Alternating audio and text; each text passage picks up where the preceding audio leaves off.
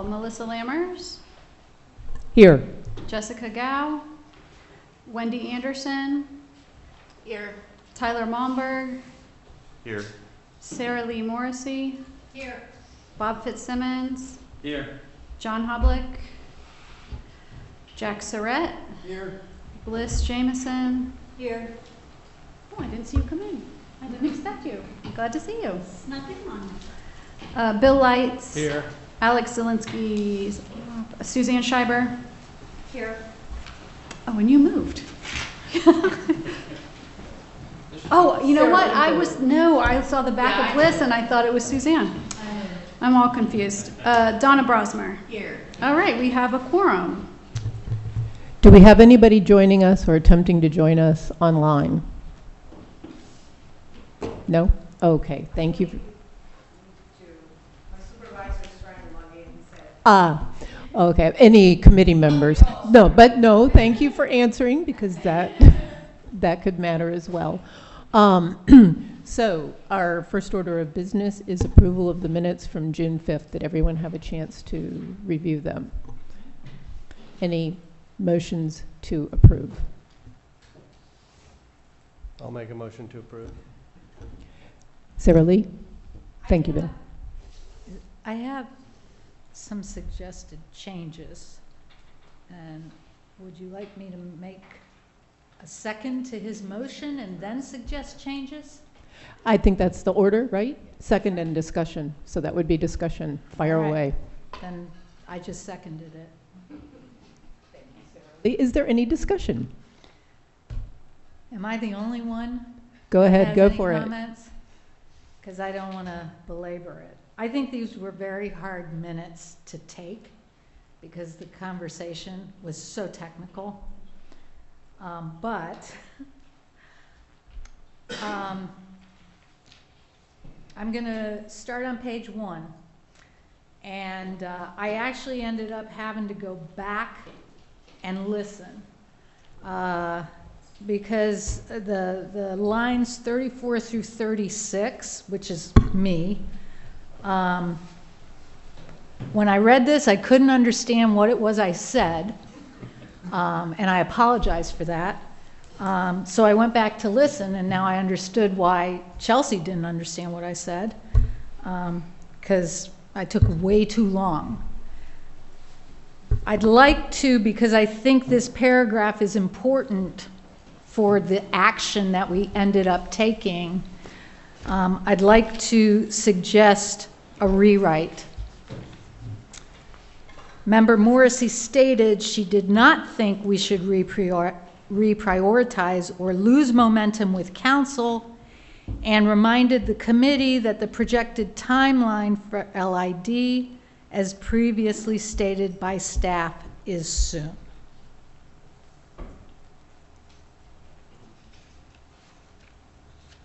I'm sorry, Sarah Lee, could you please tell us again what page and paragraph? I'm on page 1, Okay. lines 34 through 36. Yeah. Do you have recommended changes? Yeah. I would prefer that the paragraphs say, Member Morrissey stated she did not think we should reprioritize or lose momentum with council, and reminded the committee that the projected timeline for LID, as previously stated by staff, is soon. That's a summary statement, obviously, but I think it reflects what I said better and also sets up the rest of this discussion in this first section better. Any further discussion? And I guess then the person making the motion has to move to accept it, the minutes with changes. If nobody else cares. Is that all you have? I don't care. Sarah Lee, is that all you have? No, but if nobody else cares, I'm not going there. We do care, Sarah Lee. Somebody's, it's summer. Well, then get ready, gang. All right, and I'm sorry, but there are some people who later in life are going to read this. And I do have to note that these were very challenging minutes for They were. staff because of our microphone situation and because it was a complicated discussion. It was a very complicated So thank you to discussion. staff for making such a valiant I don't know effort. who you are, but I'm sorry. I'm married to one. Page 2, line 42, second sentence, Mr. Casbeer, we need to put the word stated.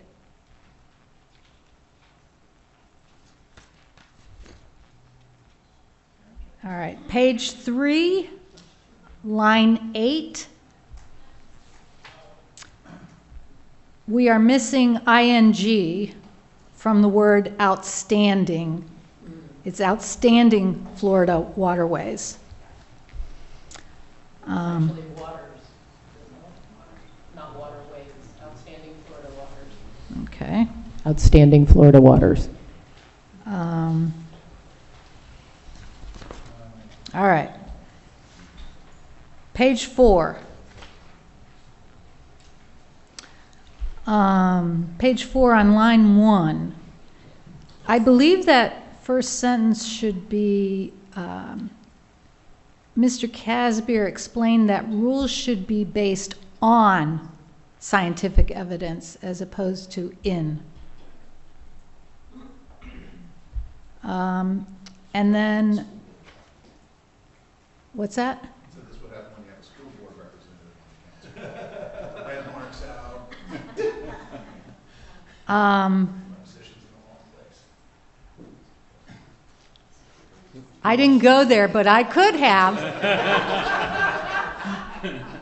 Tad, do not poke the bear. Okay, on line 16, I think that the statement, it says geotech to add, and then I think we need the phrase a safety factor to the elevation. On line 22, we need to remove the word add.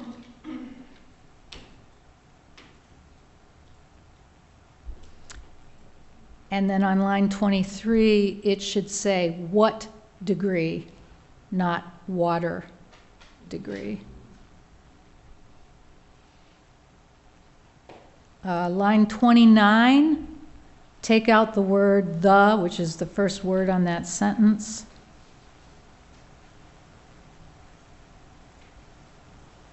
Okay.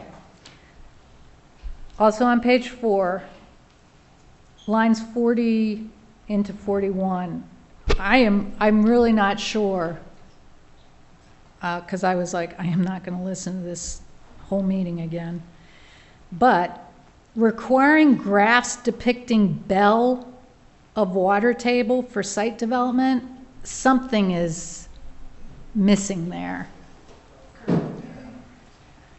Bell curve? I think it was. Okay. Yes. So after the word bell, let's add curve. Yeah. Yeah, okay. All right, next page 5, line 5. It's just a typo. It says, you need to just change the word rice to rise. Are you sure? Pretty sure, yeah. Spell check.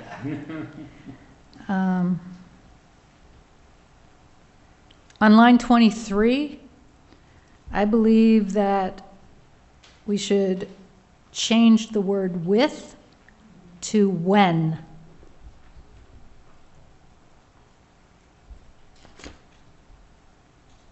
And then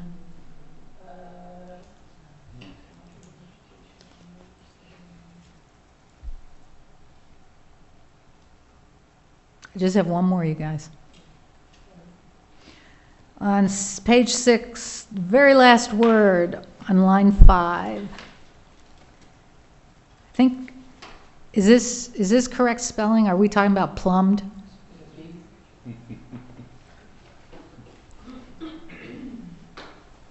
Yes, we're talking about plumped. At- It is the incorrect spelling. Or, could have been pumped. See? I was like, I'm not going to listen to this again, but it doesn't sound right. So we need to change the word plumbed to pumped. I think it's supposed to be plumb with a B. Plum. You And have to then put in plumbed with pipes a to B, connect yeah, it. that's, The plumb- He said it. What's the right word? Plumbed or pumped? Pumping irrigation. The sentence reads, sorry, just lost it. That this, now I lost it. Stormwater was used for irrigation and required to be, Microphone, please. pumped. yeah, wouldn't plumbed have a B though? It's based off the word plumb. But it looks like Yeah. pumped, not Yeah, plumbed. this is plumbed. Plumbed, not plumbed. But it should be pumped. Yes. It could be- Should be pumped, I don't think Well, that's what he's usually trying to when you say. pump, you're going to need plumbing. But if you that, have the a pump, word you're plumbed, gonna and I I'll go don't, back and listen and find out what word was used. yeah, I'm with Tad on this, plumbed is. a Or we word could we settle use it in now, industry. plumbed and pumped. Sure, I didn't realize the word. We'll fix it. Plumbed and pumped. I wasn't sure, and I didn't want to listen to it again. I'd have to listen to it again. Okay. Summary or a synopsis of what I said, or paraphrase. Is there any further discussion of the minutes? I just have two quick questions. I wasn't here, so I'm not making any modifications, but there were a couple of references to staff providing references in the on line 5, page 3, and also 50 and 72. I thought we already had those, but there was something that Tad said you would make the applicable portions of 50 and 72 available. Not really sure, but that was it for me. So they were just requirements from staff. I don't know if that stuff is nailed out or not. I've not gotten it. Where was that again, please? Page First 3 one. line. We gave out hard copies of one of the two that we did last time. Oh, there are some hard copies passed out that I didn't get. Yeah, one was on line 21, page 2. And the other one was on page 3, line 5. And also page 3, line 31. Keep it. There it is, I found it. Sorry, I left it, but this is. They're just items that minutes reference would be passed out. And try to get it. Okay, so the first one you said on page 2, Ms. West stated the goal would be to distribute the package for review in August. That is something that will be distributed for a later meeting. So, Okay. and then line 5 on page 3, the presentation continued with information for the manual, which staff will send out for reference. That is, I think, the stormwater manual. Yes, that's the new stormwater rule manual. Have we seen the new stormwater rule manual? St. John's or? Yeah, that's what it looks like we're talking about here. I'm actually gonna take a look. I don't, they've got a draft, the existing stormwater handbook, then they've also got the draft modifications for the rules changes they were making for treatment. So, don't recall which one. And I know there's a public meeting maybe this week or next week about the new stormwater rules, so we may get some more information. I'll make a note that when we get that, we'll send it out. Or a link to it. It's probably pretty lengthy, so it'd be more likely a link. That's fine. So, to recap, Then the last one was line 32 on that same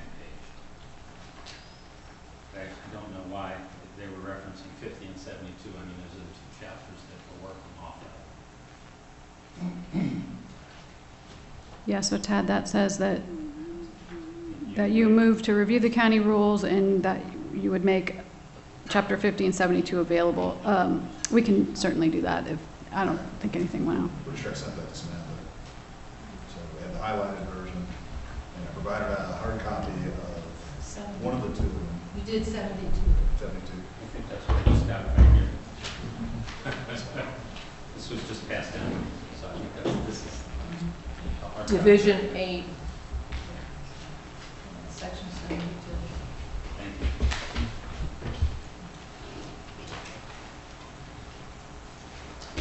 Okay. To recap, any materials that were distributed in the last meeting or should be distributed for the next will be distributed in the interim between this meeting and the next? Yes, okay. We have a motion to approve the minutes. It was seconded by Sarah Lee. Discussion brought some substantial modifications to the minutes. Bill, would you like to? I'll amend the motion to include the revisions. Second. Bill Lights moves to approve the amended minutes. Jack Surratt seconds. All those in favor? Aye. Any opposed? The minutes are approved from our June meeting. Thank you. Ginger?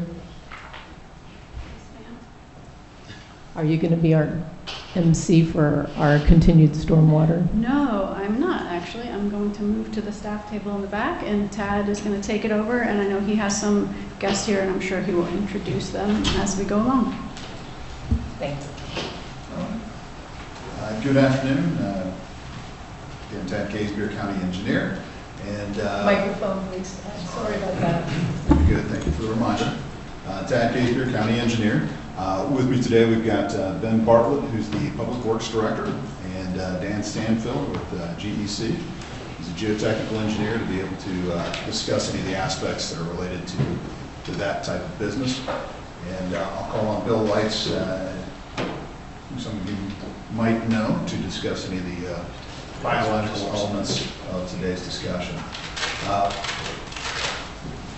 What we discussed last time were the regulations for Volusia County overall, the portions that we can actually make changes to.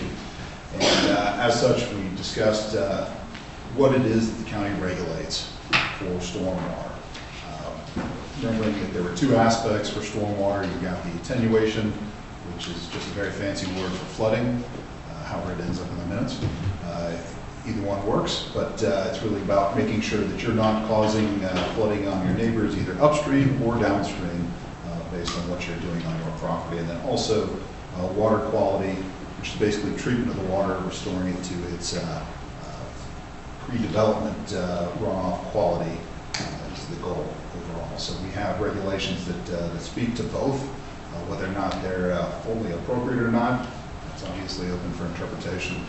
We've tried to mimic as much as possible the rules that you see at the state level, obviously with some tweaks as it relates to how we would prefer to do it, maybe being a little bit more strict in certain aspects of it. But county minimum standards are standards that are applied countywide, whether the development occurs in the unincorporated section of the county or in a city.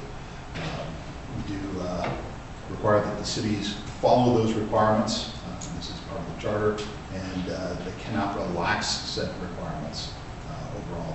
They're still the ones ultimately making the interpretation of the rules themselves. So, that's what we've got on the books. So how do we go about doing that? For our stormwater, for the attenuation aspect, the flooding portion of it, we take a look at, again, at the pre and post rates of discharge and volume. We want to make sure that we're not sending the water any faster than it was previously going, because that may cause flooding downstream. And we don't want to send more than what was previously going downstream in the overall total. You may recall from our first discussion on stormwater, there are two different types of basins, and each one has a different storm for calculating those two checks on pre versus post. Closed basins have a bigger storm they have to deal with because there's nowhere for that water to go but to the bottom of that basin and then sit there. And you certainly don't want to flood the property owners at the bottom out. The methods for holding that water so that you're not exceeding the precondition on the discharge of the volume are typically referred to as best management practices, retention, detention. Most of the time, if you're looking around at newer developments or developments that have been developed under our current stormwater rules, you're looking at basically either wet or dry stormwater ponds as the prevalent method of choice. Most of them is because at this point it's the cheapest method for addressing those requirements.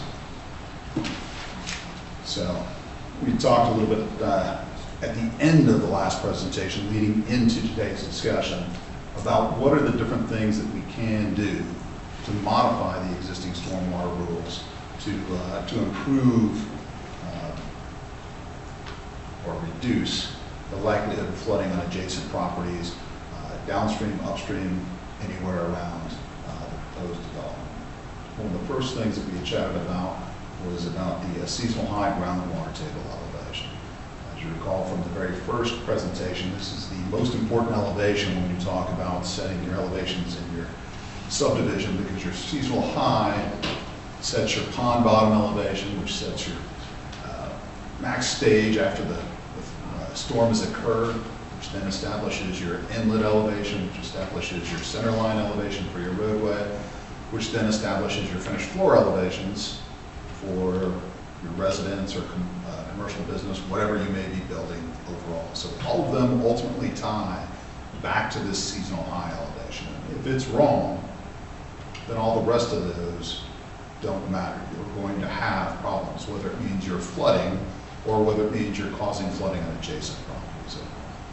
So in terms of setting a seasonal high, it's either done by a geotechnical engineer, somebody like Dan, or by a biologist, somebody like Bill, and it's set based on whether or not the water table will be above ground or below ground on one of those two. So if it's below ground, if during the seasonal high wet season, the water table does not exceed the existing ground elevation, then the geotech would be the one establishing that portion. If you see surface water, if you see water above grade, then it's usually set based on a biologist by taking a look at evidence on plants and those types of markers overall.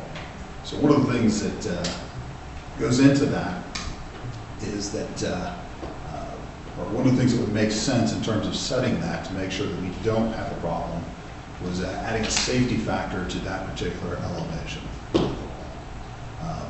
I asked Dan to be here today to talk a little bit about what they do when they set that seasonal high water elevation. Because, you know, as much as we'd like for this to be very clear and evident, hey, that's exactly where the seasonal high is, unfortunately it's not that overall. So, Dan, if you could give a quick explanation of what it is that a geotechnical engineer would do, we could move into the discussion. Okay, thank you, Ted. Yeah, we do borings on the site for ponds, but also buildings and pavement areas and then any other elements that are being built. So we like to get as many borings as we possibly can. Talk to Tad, like for pond areas, we'd like to do at least 2 borings an acre as a minimum, unless it's a very small pond, maybe a half an acre an area or less. One thing too, we didn't discuss, Tad, but hopefully we get good elevation information. So instead of saying, well, I think it's 3 feet down, we can get the ground surface elevation we're boring, look at all the encountered groundwater elevations, and then try to set a good elevation instead of a depth. So we'd rather have elevation information if possible. Or even, borings don't necessarily have to be surveyed, but at least a good DTM model or good topographic information. What goes into the seasonal high? Experience. The longer you've been doing it, you get a better feel for it. The seasonal high groundwater elevation is not exactly the same every year. Some years we have more rain, some years we have less rain. Some years there's development and things are changed. This development maybe adjacent to us is put in a big stormwater pond that could influence the groundwater levels on our site. So we try to take all that into consideration. We can't set the seasonal high for Noah's flood. You know, that's once in a whatever event. But we do try to set it for, say, a 75 or 100 year storm event, whatever that may be. If we set it for an extreme event, you know, nobody can afford to build, or we just couldn't do it. So we try to probably set it for a 100-year storm event.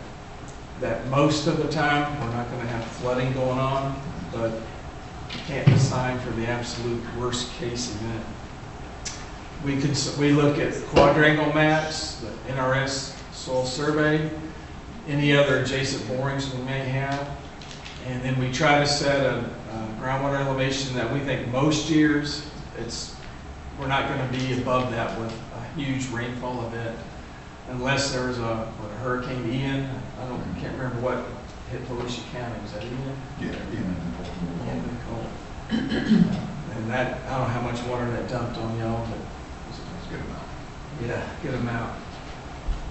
But then the drainage engineer, stormwater engineer is always very curious about that, and the civil engineer was setting these roadway grades. You know, we don't want the bottom of the base. We want that to be at least a foot above the seasonal high, so the roadway base lasts longer. And if you're doing dry ponds, the seasonal high needs to be at least a foot, preferably more, for dry ponds to work.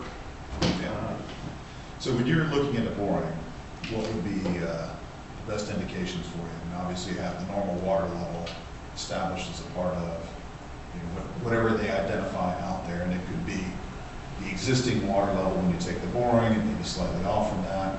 Then what other items do you use from that boring to indicate or decide on what the seasonal high Well, would be from that? the soil stratification, a lot of times you're going to have sandy soils at the top, and eventually you're going to hit a siltier or clay layer.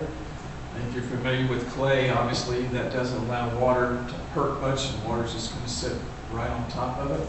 Silty soils can do the same, or what's called hard pan. If you're familiar with that, it's just cemented soils. Water pretty much sits on top of that. We try to consider that. If you didn't have those soils, maybe the seasonal high would be below it. But if we're trying to design, water's going to sit there maybe for a few weeks to months. You have to take that into account. All right.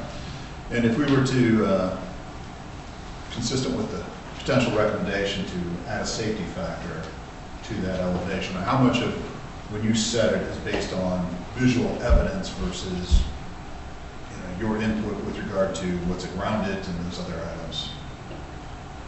Well, I've had discussions with people who are called soil scientists, and they look for what's called a spodic horizon in the soil. Gray streaks where historically it's been there, but again, that you may be getting into Noah's situation then. Mm-hmm. I've been up in Marion County where we didn't have groundwater to 20 feet. And I set it on top of clay soils at maybe 5 or 8 feet, I can't remember, but he wanted to set it at 1 foot because there were indications. And maybe millions of years ago, it was there. But I don't think we personally should design for that situation. But you can see indications in soil stratification, and they indicate, yeah, historically it's been here. But normally, most years it's not going to be there. Okay. So adding a safety factor to that elevation. Yeah, that makes me sleep better. The developer or people who are trying to make things work, they may not be as enamored with that. I would love to set a safety factor. What's a reasonable thought process on a factor? 6 inches, a foot, 3 inches? I would say 6 inches would probably be reasonable. Most geotechnical engineers, if you ask them, if we can get it within half a foot, we think we're doing pretty good. So that would be the margin of error. Yeah. Just adding that margin of error back to. Okay. All right. And you'd already spoken to a little bit on the number of borings. Right now, the county does not specify, much like any of the other agencies that regulate stormwater, we don't specify the number of borings that would occur. And the issue is what you have is a lot of times if somebody is developing, they're obviously watching their pocketbook, and every time you do a boring, you're paying for that boring. And in most cases, even then, the borings you're paying is generally per foot still. Yes. So if you go out there and do what we call a stormwater pond boring, it's generally about a 20-foot depth, unless you know your water table is going to be 20 feet down, in which case you'll probably go a little deeper. Doing multiple 20-foot borings gets a little bit expensive overall, but we certainly recommend that DOT does 2 pond borings per acre of stormwater pond site. If it's less than an acre, then it's, as Dan had already kind of noted, that to get below half an acre, then maybe you change that overall. But, any geotech will tell you that stormwater pond boring or boring in general is really just an indication of what's occurring in the location of that boring. You can just as easily go 5-10 feet over and have a totally different, quite a different soil in that short amount of space overall. If you get a drastic change, that can have a heck of an effect on what you would set for your seasonal high elevation, which is really what we're trying to identify with that. So gaining more borings would give a geotechnical engineer a better chance to set a more accurate seasonal high elevation. It's like taking a survey, anything, the more data points you get, the better you can feel about the number. One other thing too, especially for dry ponds, and it's can be a dirty word, we all hate it, but maintenance. These ponds, what they're supposed to do is trap or get the stuff, nasty stuff, and if it's a dry pond, over time the bottom is going to have things that aren't necessarily permeable, so to speak. Just like if you never clean your bathtub, it's going to get nasty. So dry ponds every now and then should be scraped or scarified or whatever the right word is to clean off that little layer. I mean, we're all homeowners or whatever, we have to do maintenance. Sometimes we don't like doing it, but same thing with ponds, you need to do maintenance sometime to keep them in their best performing. Yes, Wendy? Do you also have to do that kind of dredging for a wet pond every so often? Because it's also accumulating sediments and stuff. Part of the reason it's different for a wet pond versus a dry pond is your dry pond generally recovers by filtration, and those materials that Dan is speaking about, and stop me if I'm speaking in turn, Dan, but a lot of those materials will actually gum up the permeability. They'll actually decrease the ability for the water to move through. And when you're talking about a wet pond, percolation is not what's doing that particular activity. It's the water's coming in, it's usually getting out by a structure near predominant. And the treatment is occurring, it's being held back in both ponds. So it's not leaving that particular space. It just doesn't take up any of the volume you're utilizing overall. Now, should it be done probably every so often, depending on what type of pollutants that you're getting. If you're at an industrial site or an area where you're getting things like benzenes or oils or any of those other types of things, it probably makes sense over time to go ahead and pull some of that out, because you may get some idiot that's out there fishing or swimming or doing something like that, and you want to get rid of those types of materials. I know there's been some wet ponds that I've been involved with, but where they're putting in something to make it flock, alum. Yeah. And I know every now and then they do have to clean that out. That's usually if you've got a situation where you've got something that suspends in the water. So not everything that hits a wet pond percolates into the ground or settles to the ground. Sometimes you'll get certain materials that are either lighter or not the same density as water, and so it just looks cloudy. You may actually get some algae blooms, and so you put the alum in there to mix with that and then cause it to fall out. Pardon me, Tad. Sure, Jim. Sorry.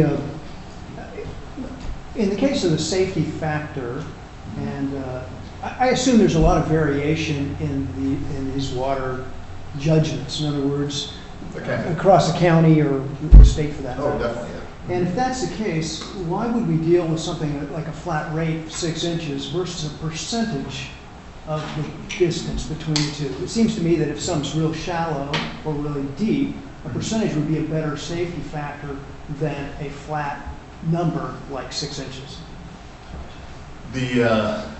I'm not really sure how you would specifically apply a percentage, what that would be a percentage of.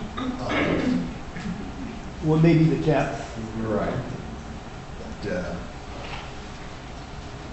6 inches at the top, Sure. versus 6 inches at 10 feet Right. would be considerably different. And that's a possible solution. Part of what we look at is that, let's say you've got a larger pond, let's say we're doing a 2-acre pond, so if you were following the criteria that we're establishing, you'd have 8 pond borings. And one of the problems that you have is, as Dan had noted, is you need to have the elevation information at each of those particular locations. So, they'll do the boring, and the boring will have ground elevation at, just for ease of discussion, elevation 0, and then everything below that is minus. Let's say you encounter water at -3, -2, -4 over those different spaces overall. And you're not just taking an average of those, you still need to figure out what the elevation is at each one of those spots, so, because it's not actually 0, it may be 1, it may be minus. So it's not an average? Correct. Which, ultimately, you find the elevation for each of the borings, then you do the subtraction of the elevation at -4, that -3, to figure out what those are. And then they generally do take an average, but it's not generally that simple either. If they take a look and half the pond borings come back, and you've got an impermeable layer 2 feet down, but on this side, you don't. And then it depends on how deep you're going to go with your pond. I mean, there are other factors that go into it. What I'm trying to get to is really the safety factor of just adding 6 inches just makes it a heck of a lot easier to calculate overall. And I'm not... Well, fair enough. No, I understand. So that's all right. Thanks. I'll let you weigh in. I think 6 inches is a good place to start, but you do bring up a good question. But again, hopefully the geotechnical engineer, the stormwater engineer can maybe have a discussion, and Mike could adjust it a little bit here or there. I think 6 inches is a good place to start. Fair enough. Thank you. Right. And I'm certainly not saying that needs to be the be-all, end-all. Some of this stuff should be, because we don't have necessarily all the science we'd love to have behind it. We're being conservative. Recommend we throw these out there, use them for a few years, see if there's a problem. We may be too conservative, may not be aggressive enough. It could be either way, but it's certainly recommended when it goes to the council that this would be a trial basis that would be revised and modified as appropriate going forward. Well, it's a good start. 3-year period. Yes, ma'am. So if I've understood correctly, we can have quite a bit of variability in conditions in a relatively confined area or defined area. Did I get that right? Correct.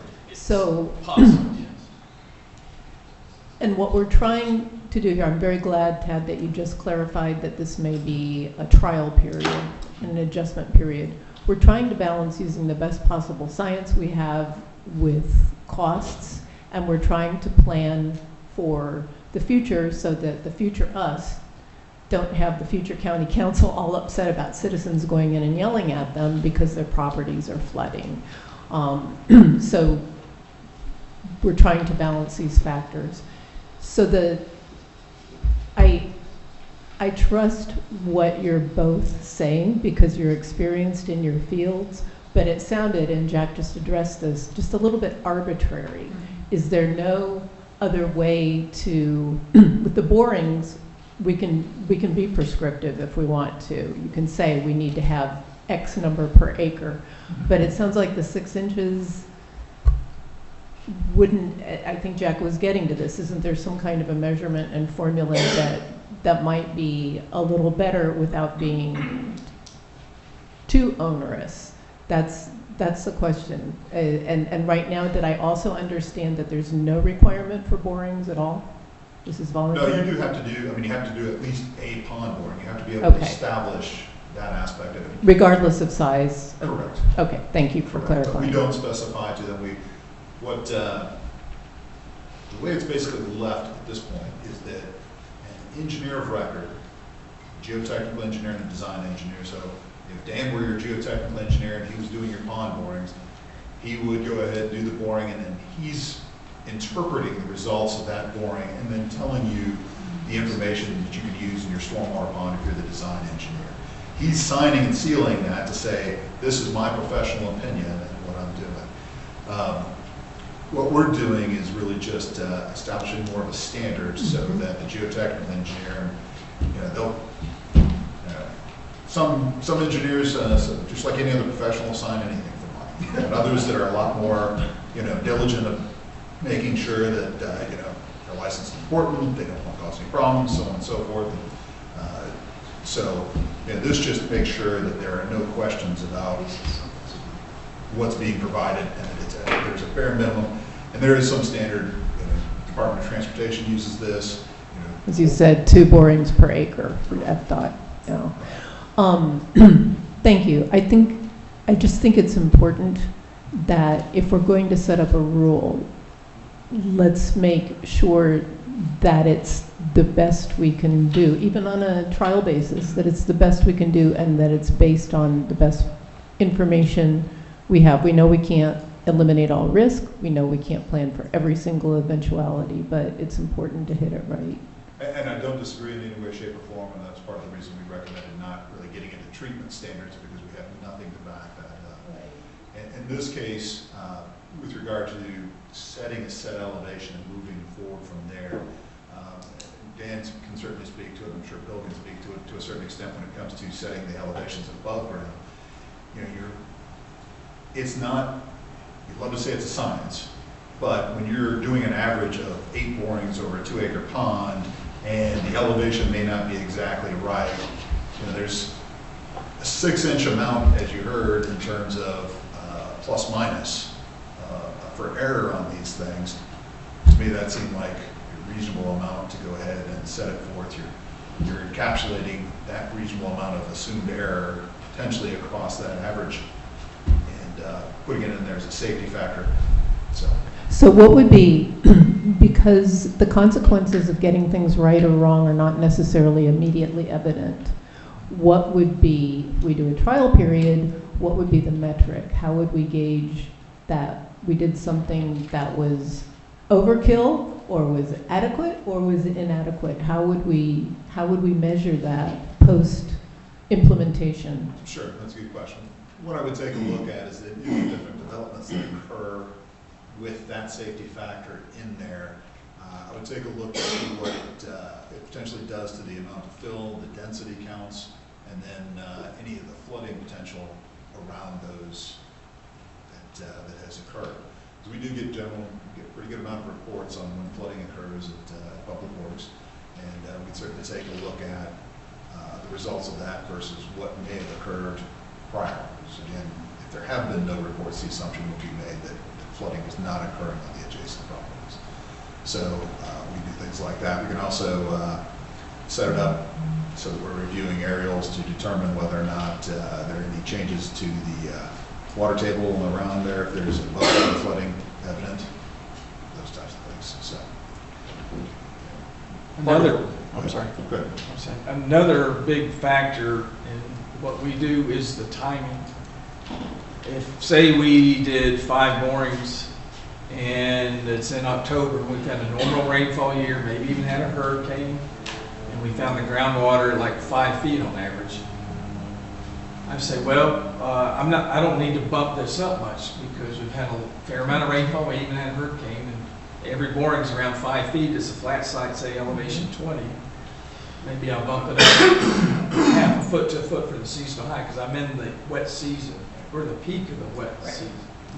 If I did those same borings in April or May, it was 5 feet. I'm probably going to bump it up 4 feet or so. So yeah, timing really comes into play when we do the borings and how much antecedent rainfall we've had that year. And have we had a big hurricane or something like that?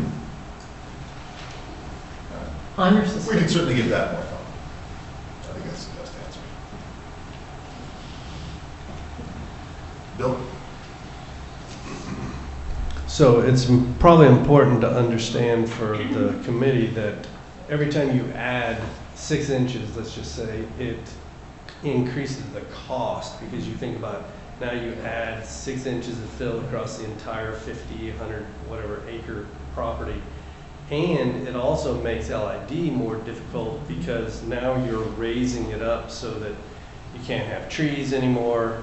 So there's a lot of factors involved. And I would like to talk about how biologists do it too, if that's part of your thing. Yeah, that's certainly.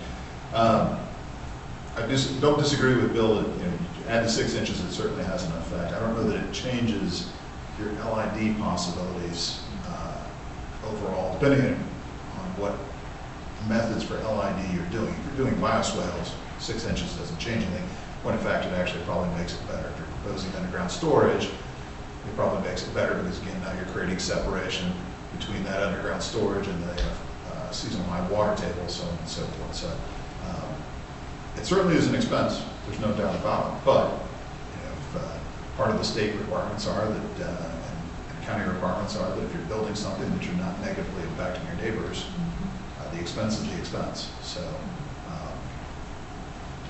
and given the factor for error, the danger for error in this particular elevation, it's more so than any other factor that I could think of. This has the potential for causing problems, not just to the development, but to the surrounding properties as well. So. Tyler, and then we'll let Bill go ahead and explain that. So I wanted to kind of respond for one of the reasons that I see challenges with Jack's percentage-based idea versus an inches approach or foot approach type of take. One of the projects that actually Dan's company did the geotech for us that we designed, but it's built down in Apopka.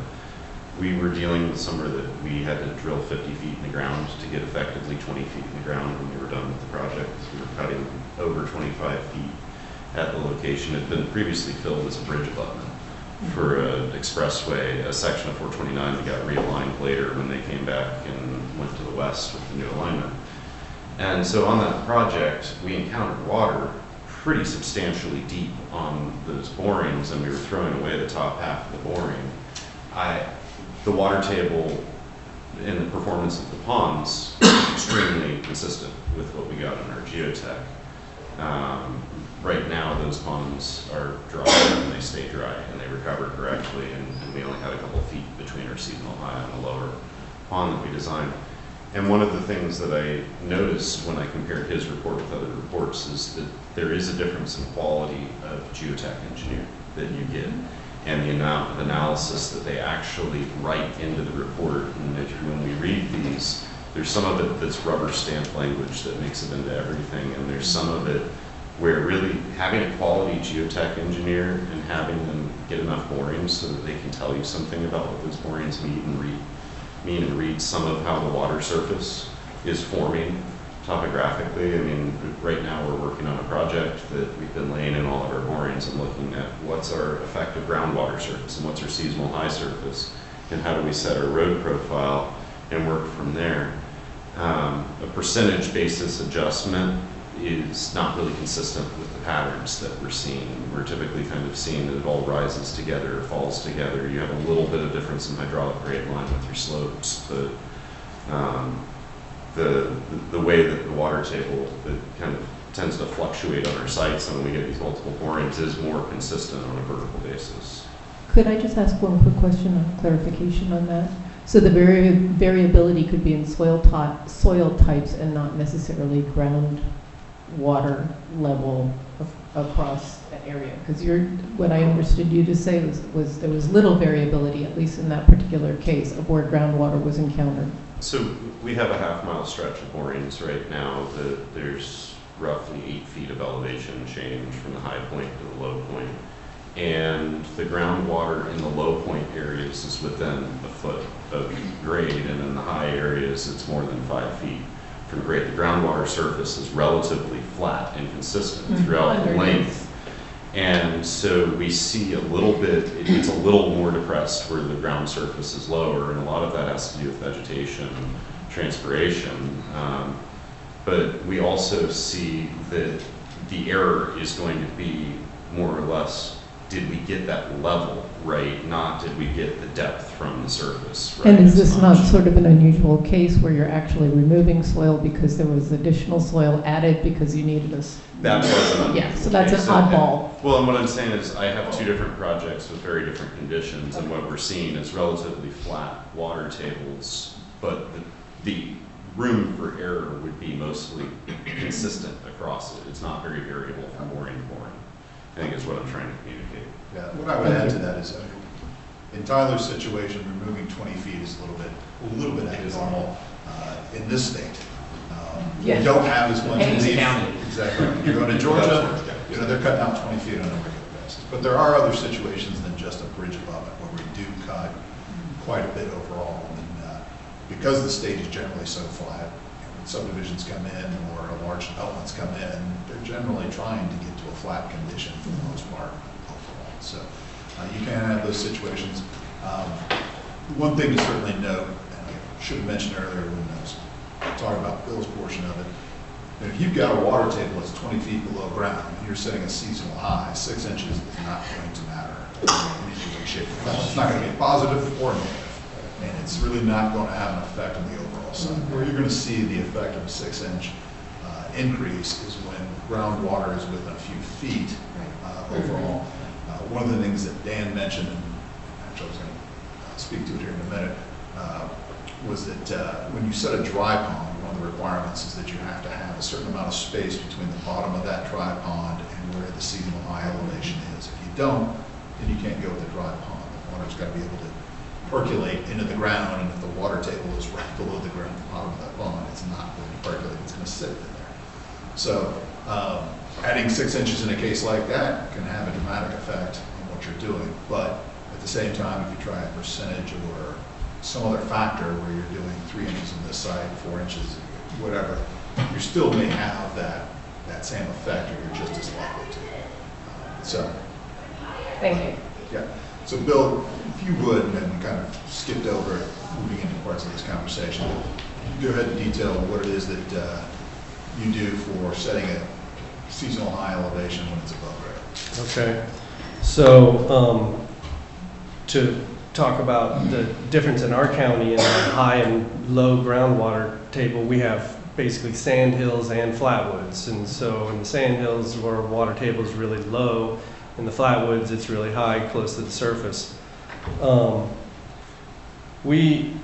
When we set the seasonal highs using vegetative indicators, we usually set it based on lichen lines, and lichens usually die within about 3 weeks, 2 to 3 weeks of being inundated.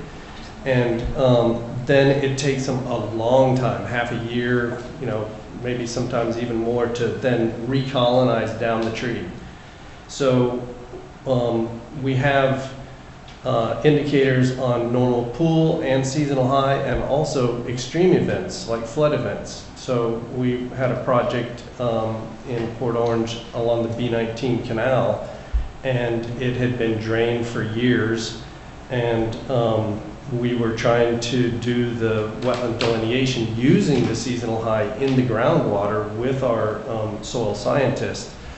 And we got the Hurricane Ian, which staged it up, and we recorded the elevations of that extreme event on the head wall of a culvert, and then started to watch it. We had already actually set the seasonal high in the canal before the storm, and then the storm staged it up and killed the lichens, but didn't kill them all, because it was only about staged up for maybe 2-3 weeks and then started going back down.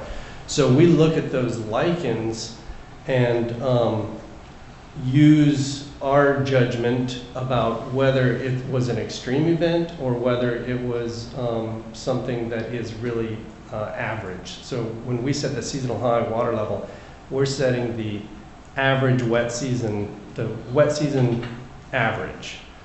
It could go above, it could go below. You have 2 different situations on wetlands that have an outfall, usually through a ditch or something. It will be very close to that elevation of the ditch outfall. And there just won't be much difference, because if it stages up, it doesn't stage up for too long and then it goes out the ditch.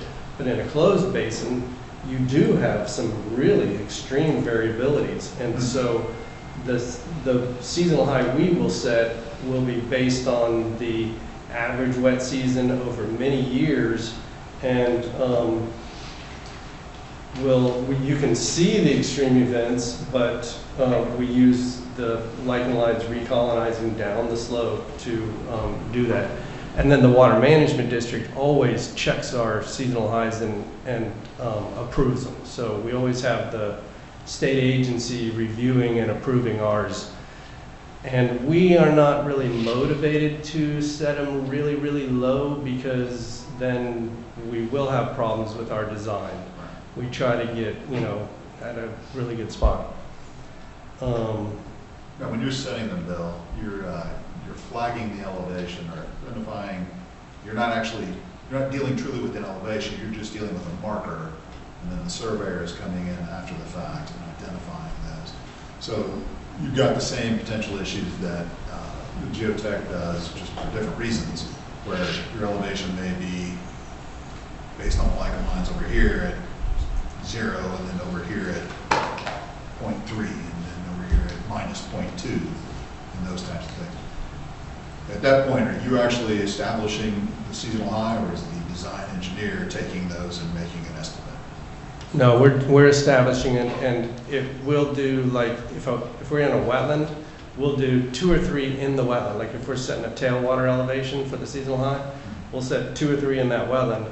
And those, all 3 of those, we'll put a nail in a tree or something like that, and the surveyor will then get that elevation. And we usually average those 2 or 3, and they won't be really 6 inches apart. They might be a couple of tenths apart, and then we'll average those. In a situation, and then your wetlands can have different seasonal high elevations depending on if you're in a sand hill. You know, you could have your terraced landscape and you have a seasonal high in this wetland at a different elevation than the seasonal high in this wetland. Or if you're in a canal where it's, you know, half a mile down the way, you can have different elevations of that seasonal high as it runs down the canal. Did that answer your question? Mm-hmm. And then also there is mounding effects between the geotechs. If they're in an upland and we have a wetland down here, they may say the groundwater table is, you know, the seasonal high is at a 10, right, and our wetland might be at a 8.5 or something like that, because groundwater does mound as it, you know, goes towards its outfall. I'd like to pause for just a moment because Jessica and Bob, I know you're waiting. Jessica Gao is on remotely, so we have to, I'm sorry, but we need to take a quick vote so that she can ask questions and participate. Make a motion that we accept that video. Thank you, Bob. I second. Thank you, Jack. Any discussion? All those in favor? Aye. Opposed? Thank you. Jessica may participate. Thank you. Sorry about that. Thank you, everyone.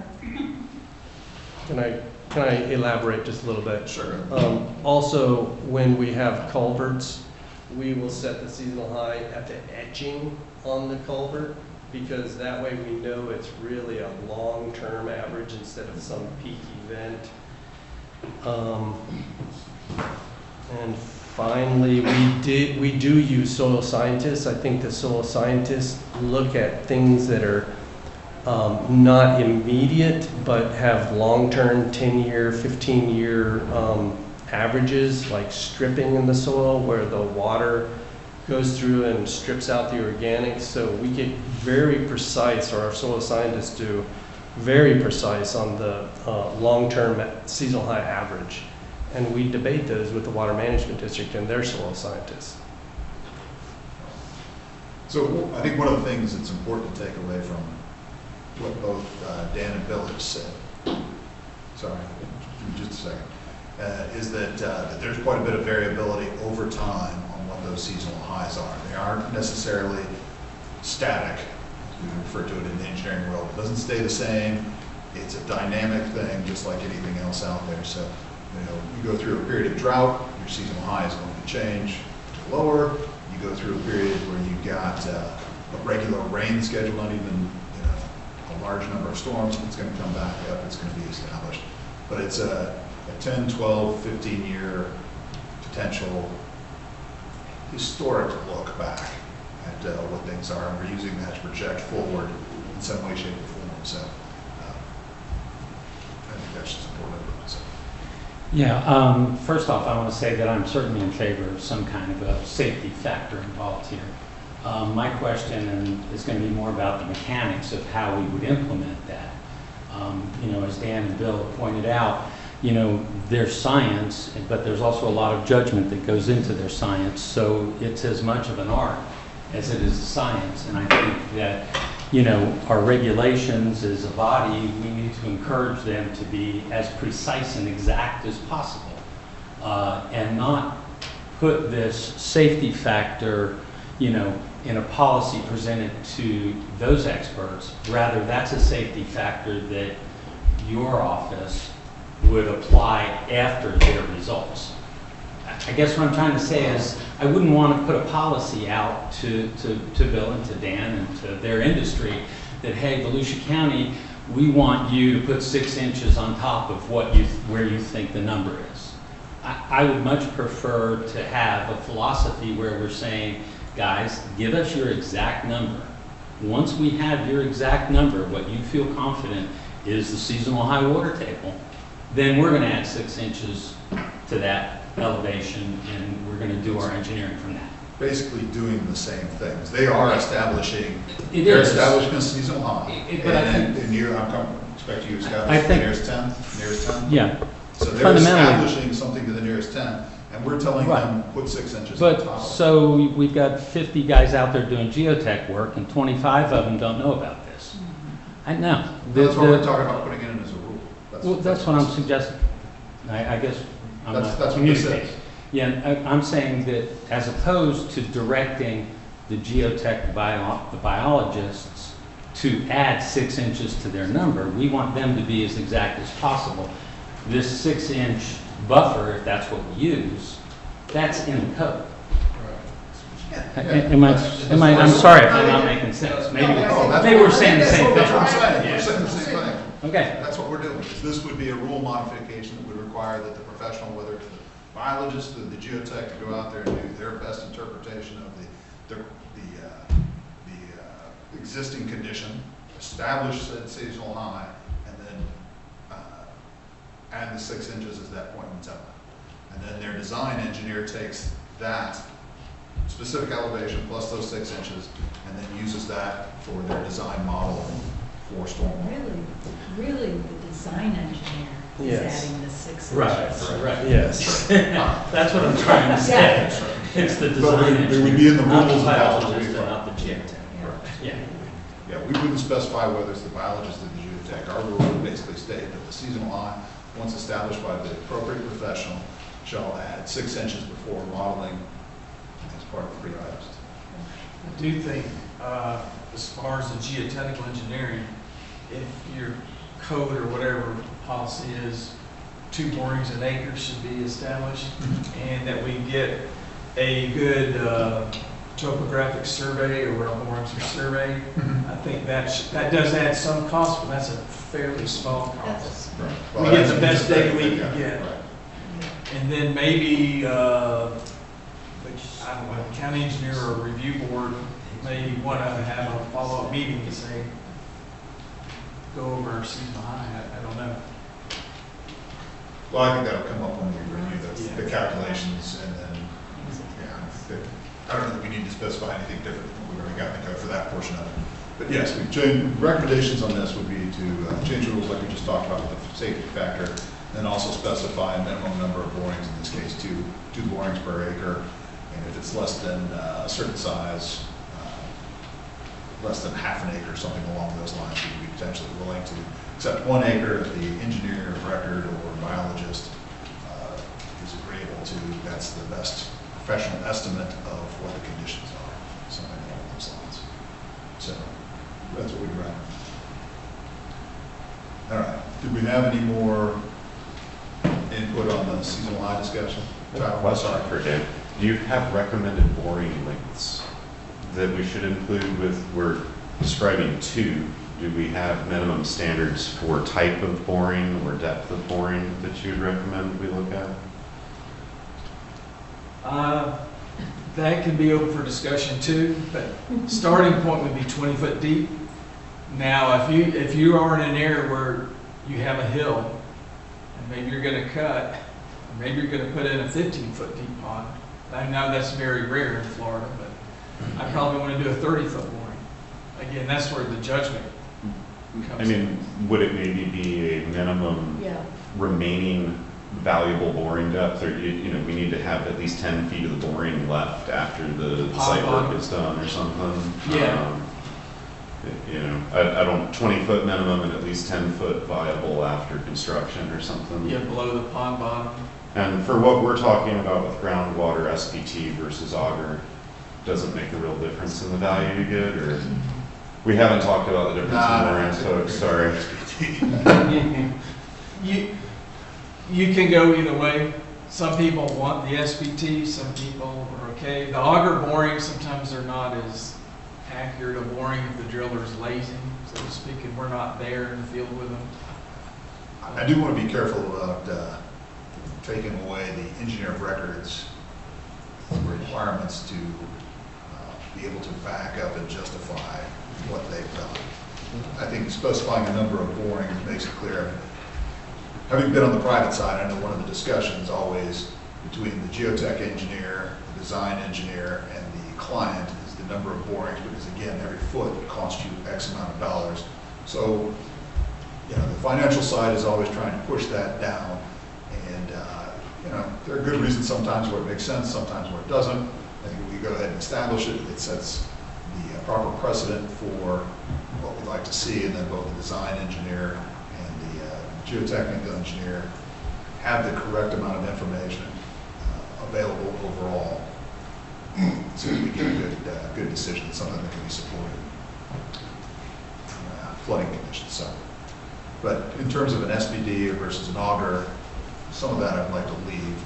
One of the things I try not to regulate too much is exactly how you're going to do something, because the methods for doing things may change.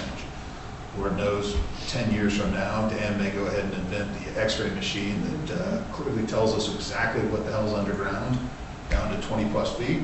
I know he's working on it right now. And then the method may not, we don't want to have it in our code that that's exactly what you're going to do, and have to go through a code change in the future to do that. So I prefer not to get too much into the weeds overall in that aspect. So unless you No, I hope I'm retired in 10 years. you get that X-ray machine. Yeah. You retire soon. All right.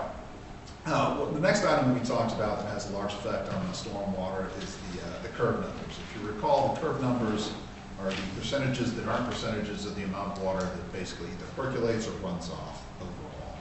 And that's another area where there's quite a bit of judgment exercised overall. It can be any number of different types of things. The impervious surfaces, basically 98% of whatever falls on an impervious surface generally runs off. And you've got other areas, you get forest, you get open grade areas, you get agricultural uses, any of the different types of things can have an effect on the amount of water that runs off, even down to the types of soils that that area is made up. As we noted, we discussed this before, A soils, again, being well-drained soils. They allow water to percolate very easy, and then you get into D-type at the other end, A, B, C, D, and D being the worst. You get into clay and organics and things like that that'll not just impede water, but in case of organics, they may actually grab the water and hold on to it overall. So between those two types of things, the curve number and the soils types, you can get quite a bit of variability. I don't know that there's any way to add a safety factor to this overall, but it certainly is one of the areas that is open to interpretation by the design engineer as to what area to fall under overall. In particular, one of the things that you'll see, we didn't go over this previously, but this is, yeah, sorry. Oh, I do apologize. More boring This is documents we have. No, it's not that it's boring, it's that he's. No, I meant this particular soil survey book that he's going through. I do apologize. Let me see. It's just full of data and tables and useful information that is not narrated. So we'll just all walk up there and take a quick look. All info.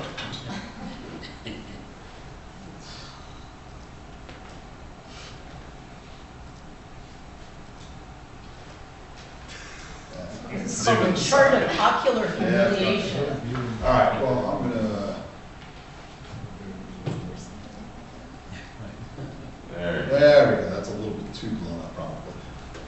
this is Dan mentioned it, or maybe Tyler, but there is a USGS soil survey that's done. They did it for all the different counties in Florida and across the country. And as a part of that, they take a look at large areas, not usually smaller areas like you do for a small development, but much larger areas. They basically group the soils types based on certain characteristics that make them similar overall. So basically got a big map, it looks like a puzzle, and they've got the different soils mapped out that way, and some of it's based on soils conditions, the chemistry, the makeup of the soil. Some of it's based on the water table, some of it's based on the vegetation associated with it overall. But as a part of those maps and creating the different soils types, or naming the different soils types that you find in there, they also give them an explanation of what criteria it was that grouped those soils together. One of the things they take a look at is what they call a hydrologic group. You can see, for example, that I've got Galley soil types 20 and 21 circled for their hydraulic group.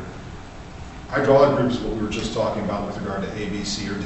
A again being great, D being terrible, and you can see, for example, on Galley 20 and 21, they've got them as a B/D. So under certain conditions, they're B-type soils. So the amount of water that runs off isn't very much. It grabs not nearly as good as A, but it generally retains things pretty well. But then you've got other situations where that same exact soil type may act as D, in which much more of the water would run off overall. And so when an engineer is going ahead and establishing his curve numbers, as we saw from the other table, the soil type, A, B, C, or D, has a large effect on the amount, or the curve number that gets established overall. And having something like this where it may be B or D can certainly have a large effect on,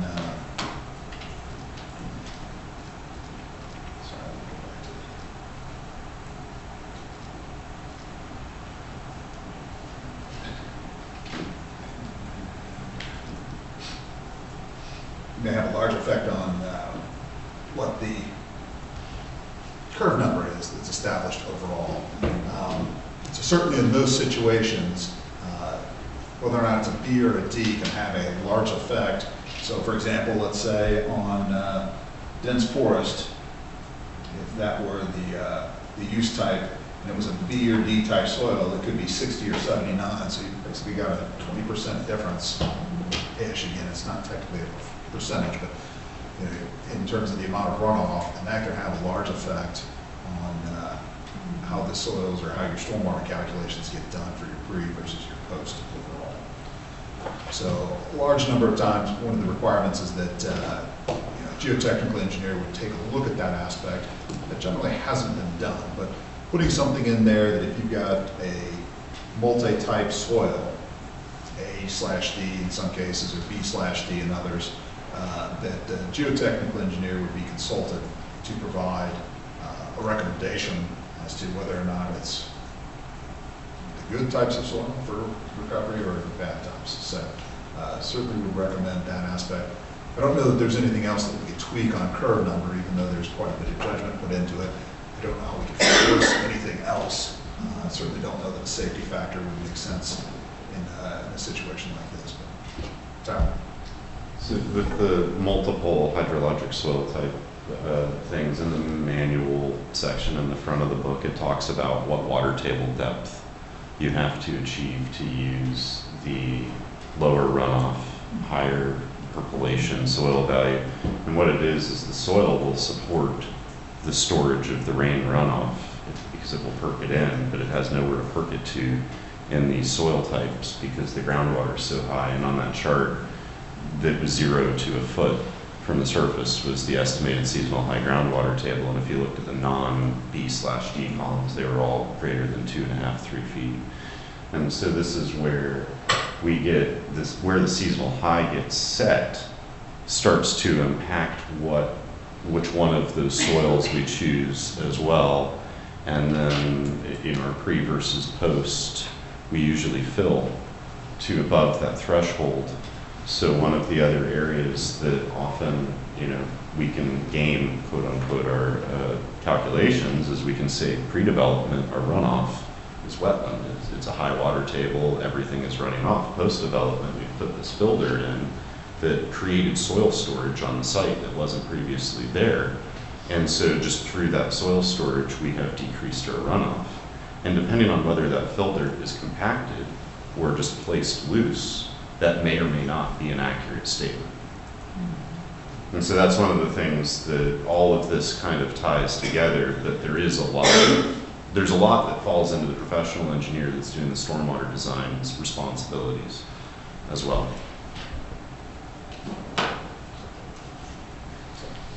So you bury the wetland.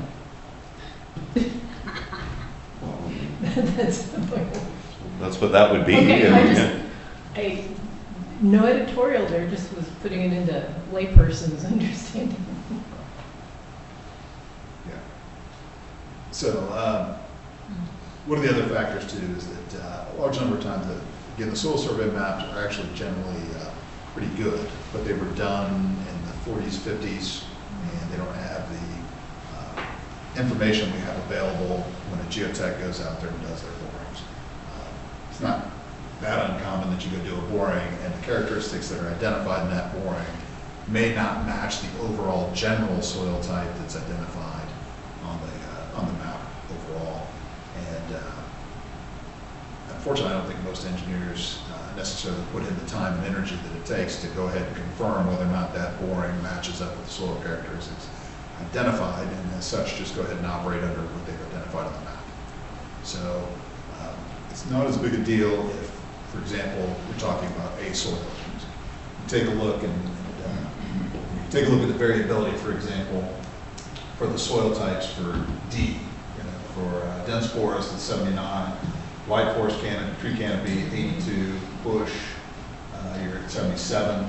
So there's not a whole lot of variability. But when you go from a D soil down to an A soil, that 79 becomes 36, the 82 becomes 43, 77 becomes 35. So the hydrologic scale is far more important than the above grade scale. So getting a geotech to make sure that you're really in that A soil versus the D soil aspect in those situations where it's A versus D is important. If it's this type of A soil versus that type of A soil, again, the numbers don't change enough to really have a large effect on 99% of the jobs that are done in the county. So.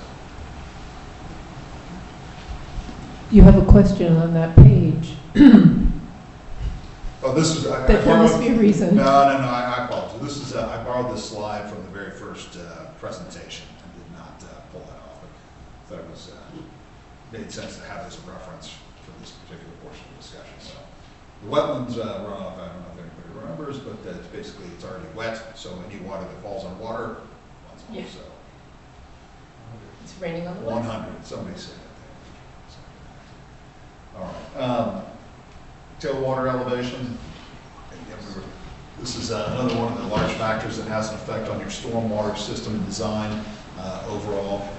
As Bill mentioned, most of the time tailwater conditions are set either by discharging into a wetland, in which case somebody like Bill would go out there and establish it, or if you're discharging into a canal and the canal had some type of man-made structure, head wall, box culvert, mitered end section, something along those lines that gave visual evidence of what the water level rose to, and you would use those to establish it. But also, as Bill noted, with both of those, there's quite a bit of judgment and there can be a lot of flexibility. When you take a look at the etching, it takes a long period of time for that to establish. And do we necessarily want to go with that, or do we want to be in a position where we've really taken, if there's a line above that, you've etched to this, but you see that there's indications above that water's been used, which one's the reasonable and appropriate one to use if we're really trying to tackle a potential flooding situation. Some of it depends on where you are, no doubt about it. If you're in an area, for example, over in Daytona Beach, where they're dealing with the flooding conditions in Midtown and those other areas, I'll tell you what I think I would use if I were the design engineer. It wouldn't be the etching, it'd be whatever the highest indicator was of any note.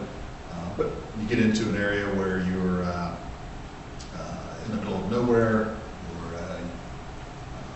don't have a water table that's really a note outside of a couple of ditches and you're well above that, then the tailwater elevation itself is not that important. Something like this may be as simple as, instead of putting in a safety factor that may be arbitrary, that the tailwater condition or tailwater elevation has to be reviewed and approved by county staff to confirm that it's appropriate for that particular location in the county, something along those lines. And that way they're presenting the evidence, they're going out and taking a look at evidence, maybe they identify the etching, and then they make a reasonable professional explanation of why they think that's appropriate for that particular location. And then they move on from that, or they say, again, it's in this area, we know we've got lots of flooding problems, and therefore it's going to need to be the best evidence possible, the most conservative evidence possible, something along those lines. So that's what we would recommend for that as well. Yeah. I'm not sure I understand. Right now, you have no authority to question the tailwater elevation? No, we do, but in this case, what we'd be establishing is we'd add language in there that basically notes that the tailwater conditions need to be evaluated based on flooding conditions in the surrounding area and water table elevations overall, so that it's understood that it's county staff's review of the professional engineer's opinion and provides for more input along those lines. If we don't have something that says that we get to say or have that type of input overall, the professional engineer can come in and say, look, we surveyed it, we think it's this. Is that how it works today? For the most part. Okay. So there isn't. We wouldn't, because of that, we wouldn't put that much more effort into it. In a case like this, really what it'd be directing the staff to do is, if we know it's in a flooded area, we need to go out there, take a look at the marker, take a look at the headwater, or take a look at the wetland in particular, and confirm for the purposes of tailwater calculations that that's the appropriate or reasonable decision for that location. So, if I'm going to be devil's advocate on that, does that language, I'm sorry, does that language, is it too loose and give the staff like too much authority on something? Would that be, I mean. Certainly the devil is in the details and how it gets worded. Don't disagree. I don't know that, certainly the staff has no interest in going out there and killing developments or anything along those lines, or being the opposite either. We're trying to be as fair and reasonable as we can and base everything on the evidence possible. But we can certainly take a crack at wording something and then get the input from the council or the committee on that aspect of it. But I think something that directs the staff in certain locations. And it may be a case that once our stormwater group has finalized their basin reports, that we specify particular basins in which those are identified. But we don't have that information at this point to be able to specify that aspect, so we leave a little bit open to a certain extent. And just since I didn't get it on the record before, to confirm what I thought you were saying, right now, the way the rules are written, you don't really have much authority to question what the tailwater elevation that is provided is. Is that a correct statement? Correct,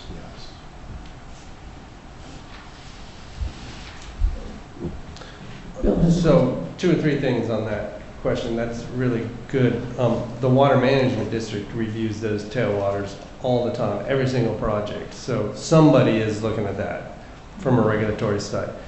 But about talking about like setting the seasonal high, we still want to set the seasonal high even in a flooded situation.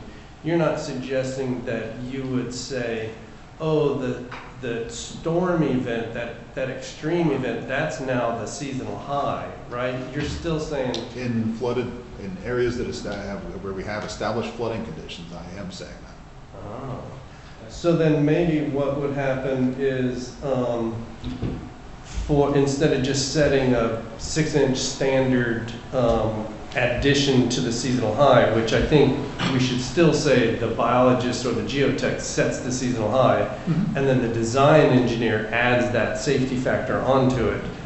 But maybe because saying that the seasonal high in an area that floods occasionally is changing the seasonal high to that flooded elevation, that's just not accurate, scientifically accurate. But maybe you put the safety factor on the flooded areas. Well, You say seasonal high is here, this basin floods all the time. We know it floods up to, 2 feet above the seasonal high. The seasonal high, though, that we're talking about in this case is not for tailwater conditions. In terms of the safety factor, that was in terms of setting the design normal water level for your stormwater pond. So the safety factor would be sets in the design. pond design in and of itself overall. It would not, that's why tailwater is listed as a separate item. So if your tailwater condition is a seasonal high in an adjacent wetland, no, we would not be placing safety factor to that aspect. We were coming in and where that wetland that you're talking about is part of an area that's being developed and a stormwater pond is being established at a location, we're wiping out the wetland and putting in a stormwater pond, then yes, then we would be taking that elevation, because we're using that as to identify our pond bottom or our design normal water level if it's a wet pond, and then we'd be adding 6 inches of that, but not outside of the pond network itself. That's not what we're establishing. We're saying that the group of elevations established by the seasonal high design normal water level in the pond are based on that. The tailwater conditions, though, would still be a separate item. Gotcha. I was going to say anecdotally, I haven't had a lot of dry ponds that are discharging to surface water. So typically if I'm dealing with a tailwater calculation that's kind of critical, it's on something that's a wet pond, and the key is that we want to make sure that our meter is set above the stage of what we're discharging to when we discharge so that our calculations are valid. That's kind of part one. And so part two is for a 10-year event, I try to figure out what's my 10-year stage in that canal or lake or whatever I'm discharging to. 25, I use a 25. If I'm modeling a 100-year storm, I go to a FEMA map and see if I can get an elevation from the FEMA map, and I use that 100-year floodplain elevation as my tailwater coming out of my pond, so that my pond performs right in that event. That water is coming down everywhere at the same time, and that's conservative. But some level of criteria on how do we establish tailwater, what is it based on, I think is a good idea. So that was my 2 cents. Thank you for bringing the technical jargon level to the appropriate height. So I'm here for it. And I'm going to keep trying to interpret. It is 2:30, and we typically take a 10-minute break at 2:30 It's a good spot to do so. to check on how we're treating our water. So, everybody back at 2:40? If you want to head out, I pretty much covered. Yeah. Yeah, I appreciate that. No, thank you very much. I appreciate you coming over. Thanks. Nice to have somebody over. Hey, Tyler. No. It's all good. This is a good discussion. Like all our criteria here, so I wanted to actually have somebody smarter than us.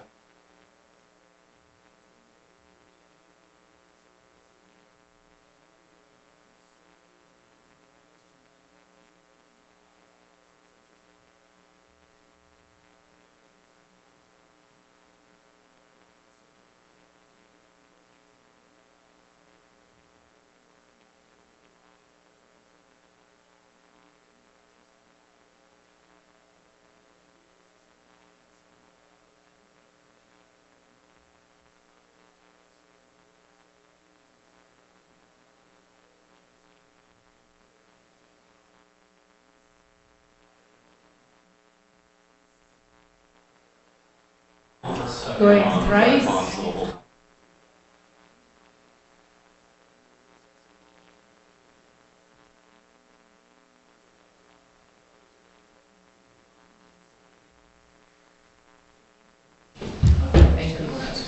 We are back in order.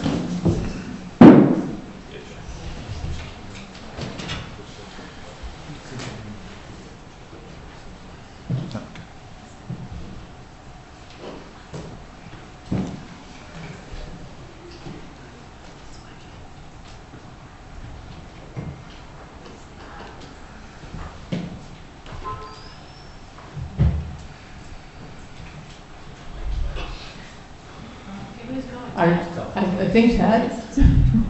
I'm sorry, okay, all right. The next aspects of this were some other modifications we discussed last time.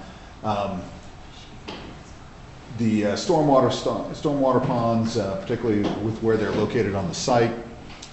In the very first meeting we talked about it, I'd shown something that we had done on the north side of DeLand here, where you've got a stormwater pond, a wet pond in this case, that's immediately along the property edge, such that when the pond recovers, when the water percolates into ground, it's going to want to generally move downstream following the lay of the land. And when the pond is located immediately adjacent to somebody else's property, even though that pond may not discharge as above ground water or runoff, it certainly will percolate through ground and become groundwater. And if the slope is steep enough, can have a negative effect. It may actually perch and come back above ground if the slope is steep enough. So locating the stormwater pond on a newly developed site is important. There are things you can do to mitigate, and in this case, we went ahead and put a clay berm, clay liner inside the berm that would not allow the water to move through there in the same manner that it does percolate elsewhere around there. So there are things that can be mitigated for that, but I don't know that there's a set specific rule that could be worded appropriately for something along those lines, other than just a note in the rules that stormwater pond locations have to be intelligently located on the site, such that they do not cause negative impacts to the groundwater or surface water elevations on the adjacent properties, with this being the intent. As I said, there are certain things that you can do to mitigate it, and so it would be a judgment between myself or the land development engineer and the developer's engineer or design engineer for the project, to make sure that that's being considered. Because right now, the stormwater regulations do not say or speak to any aspect of where a pond is supposed to be located on the site. And because we don't require groundwater modeling, and neither does the Water Management District or the federal government, because that would be rather onerous, there's no check on this aspect. So even though you may follow all the rules that are clearly identified, you may still ultimately create a problem overall. So that's what we'd be targeting. But again, I don't know that there's a way to just specifically say, or that you'd want to specifically say, hey, the ponds have to be in the center of the site, because that may not make a lot of sense. But Bill? Just normally it's desirable to have them on the edge of the site, isn't it, just for planning? And are you going to have like a... No, I mean, when we generally located them as it's, I would hope makes the most sense. We generally locate our stormwater ponds at the lowest spot on the property. Unless an architect's I have had an architect put a pond at the top of a piece of property before and had to shoot that somewhere. But we fixed that problem. But yeah, no, it's not. We don't shoot for the edge of property. We do shoot for the low spot. It's cheaper, if you're discharging off-site, and I think that's why you were probably suggesting that. It's cheaper to go ahead and pipe that distance than it is to try and regrade and force water to go where it doesn't naturally go. You'll end up with a lot more grading costs and damage by trying to do it that way. In this case, again, the site that I brought up, everything falls from the right to the left, from the east to the west, pretty dramatically, and that's the reason I chose it. It made it simple to understand what the situation was. But if you have any situation, or most of the time this crops up is when you've got a piece of property that is either already naturally higher, or because of the grading that's proposed for the site, it's going to end up in a higher situation overall. For example, you're on the downstream side and you put your pond next to their property and it's 8 feet higher, well, that's not a problem. It's going to be a problem for you because you'll probably get more groundwater infiltrating your pond than you expected necessarily, but it's more in a downstream situation. That's why I would put it in there more as the county engineer / land development engineer need to coordinate with the engineer of record to confirm that the pond locations, as I said before, do not create a natural or negative effect on the adjacent properties overall, something along those lines. That would allow the engineer of record to develop different strategies if they had to, like we had to for this particular property. There would have been no other way to locate the pond on that property such that you could do anything with it. So, all right. One of the other things that had come up was the design storms. And we talked about it before. You know, there are two different basin types which dictate the type of design storms that you utilize. Open basin, we look at the 25-year, 24-hour. Open basin again means that the water that falls in that basin ultimately makes its way to the ocean. Closed basin is the opposite. The water falls in that basin and it doesn't go anywhere else but percolate into the ground or evaporate. And closed basins have a bigger storm with which they have to handle water overall. This has been recommended from a couple of different groups. Ultimately, I'm not in, I don't know that this provides any change to the existing condition. Part of what we're trying to do with this is make sure that we're not causing problems for the adjacent developments overall. And I don't think that the storm size ultimately has that effect for what we're willing to design to. If we were going to make everybody design to a 1,000-year storm or 500-year storm, then yes, it probably would have a positive effect. It would also kill any development that was ever going to occur either. But I haven't seen anything that indicates that the design storms need to change overall. I think the other factors that we've been pointing towards are a much more effective way to mitigate or avoid affecting the adjacent properties overall. One of the other things that can be done is the frequency of storm / recovery. One of the things that the county does not do that the state does is we do not monitor recovery or the frequency at which storms generally occur. Water Management District will make you, once you've modeled your pond and identified the elevation at which the water level rises to during that storm, you have to go in and show how long it takes, or you have to recover from that elevation back down to that design normal water level elevation within a 14-day period. The idea being that the next time that a storm of that magnitude, a 25-year, 24-hour, 2596, depending on which basin you're talking about, would likely occur. Again, the county does not regulate it, predominantly the state does, but that is something that could be added overall. They're already doing it.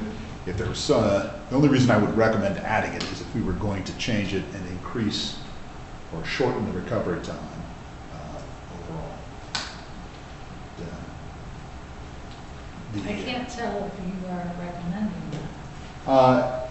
I don't know that it has as much of an effect as, say, making modifications to the tailwater and making sure that those aspects are covered. Mm-hmm. For where I perceive most of the flooding in the county, it's in the areas where you already have a high water table overall. And when you do the recovery on a wet pond, it's really, as we mentioned, discussed a little bit earlier, those ponds recover by discharging water out of the structure into a canal or ditch or wetlands, something, a water body of some type or system of some type. Dry ponds percolated with the ground. You do get some percolation with the wet pond, but not much. So all of your recovery on your wet pond is just sending more water downstream. And if you increase the frequency or shorten the recovery time, then you're just increasing that pipe size and you're sending more water out sooner, which is great for you, but it's not great for the downstream people. And that's why I'm not, for that reason, it's not something I would recommend at this point in time. I don't know that the Water Management District science is 100%, but I don't see any reason to change it that would actually be a positive for us. So, and then the last item, and this one is a not just a stormwater related item, but redevelopment standards. Right now, the way our code reads, if you recall from last time, that it does not care whether or not the site is an existing developed site or an undeveloped site when you start your calculations. If it's an existing site, something that was built in the 40s, 50s, 60s, whatever, if you want to come in and make modifications to it or tear it down and put up something new to redevelop that particular site, you have to treat it like the site that was there doesn't exist, like it was, you're starting from scratch. So what that means is that if you have the existing site right now, let's say half of it is asphalt. So basically 100% of that water that hits that asphalt that we talked about before is going to run off. And your stormwater calculations are generally based on a pre-post requirement. So if 50% of your site is asphalt now, and there's no stormwater on it in the first place, and it's been that way since 1952, I would argue that's the historic condition for that site. All the other developments, all the other things that have occurred have accepted that that site is half asphalt and that that amount of water is going to run off. And therefore, when you come in to redevelop, you tear it out, and let's say you're going to put in 60%. All the stormwater you're going to do is just treat the difference in the amount of asphalt, that 10% difference, as opposed to doing the 100%. Our rules right now say you ignore that 50%, you treat it like there's nothing on it. So now you've got to provide a stormwater system that assumes that 60%, all of it needs to be treated. And while that generally helps in certain aspects of things, and certainly would improve the flooding condition to a certain extent, what it also creates, though, is a situation where people just won't redevelop. You have to entice them to come in there and take what may be an eyesore piece of crap site and tear that down and put something up. And I'm not saying, hey, give them full credit. Maybe you give them half credit, something along those lines. Certain cities have done certain elements of that. I'd recommend that the committee direct staff to go ahead and take a look at some of those. There are other aspects, as I mentioned, beyond just stormwater in those redevelopment situations. In some cases, it makes sense to, because the zoning may require a certain size front yard setback, landscape buffer, so on and so forth, but the existing site doesn't meet that. If you tear all that crap down, then you've got to meet the current standards. Again, it may not be a reason when everything else around you is developed under that old pattern, and now you've got to go do something else. Again, somebody will probably just move on and go to a different site overall. So it's beyond just a stormwater element. Certainly, I think it's something that the county should take a look at, and I'm sure Clay can speak to the aspects of it outside of stormwater, but this is not an uncommon situation, and other cities have done it even here in the county. Go ahead, Clay. Well, Tad and I just joined the county when we were dealing with one of these same sites. If you'd ever traveled down Derbyshire and Nova Road, or excuse me, LBGA, you saw over there was a storage area that was an old gas station that today is now a Dollar General. You know, that almost didn't happen, but because we were able to take it through the DRC, the Development Review Committee, where the Development Review Committee had to go through a series of waivers in order for them to even squeeze that in, it potentially would not have happened. And the reason why is, as Tad was saying, we don't take into account existing developed sites in our code. We treat everything as this basically greenfield project. And as Tad is talking about it, coming up on the workshop on the 23rd, one of the discussions that has been asked to be brought forward is a discussion about infill development incentives. Identifying those areas so we can map those out, identifying what we have to do to ensure that we can facilitate redevelopment of these areas, so that way again, one of the number one tools you have against urban sprawl is urban infill.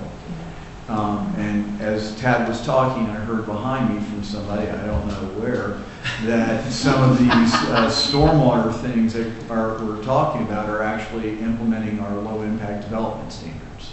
So when you start talking about trying to utilize, existing landscaping to funnel the stormwater in there for treatment, those types of things, putting in under drains and those types of will work to help address and make what is right now. If we don't approve the redevelopment, you still have the problem. It's not going away. But if you can help facilitate getting some of the problem removed, you've at least made that advancement. So Tad's hitting it right on the head. We need to be looking at what can we do to help facilitate redevelopment in those areas. Bliss. Actually, my question is going to be about infill.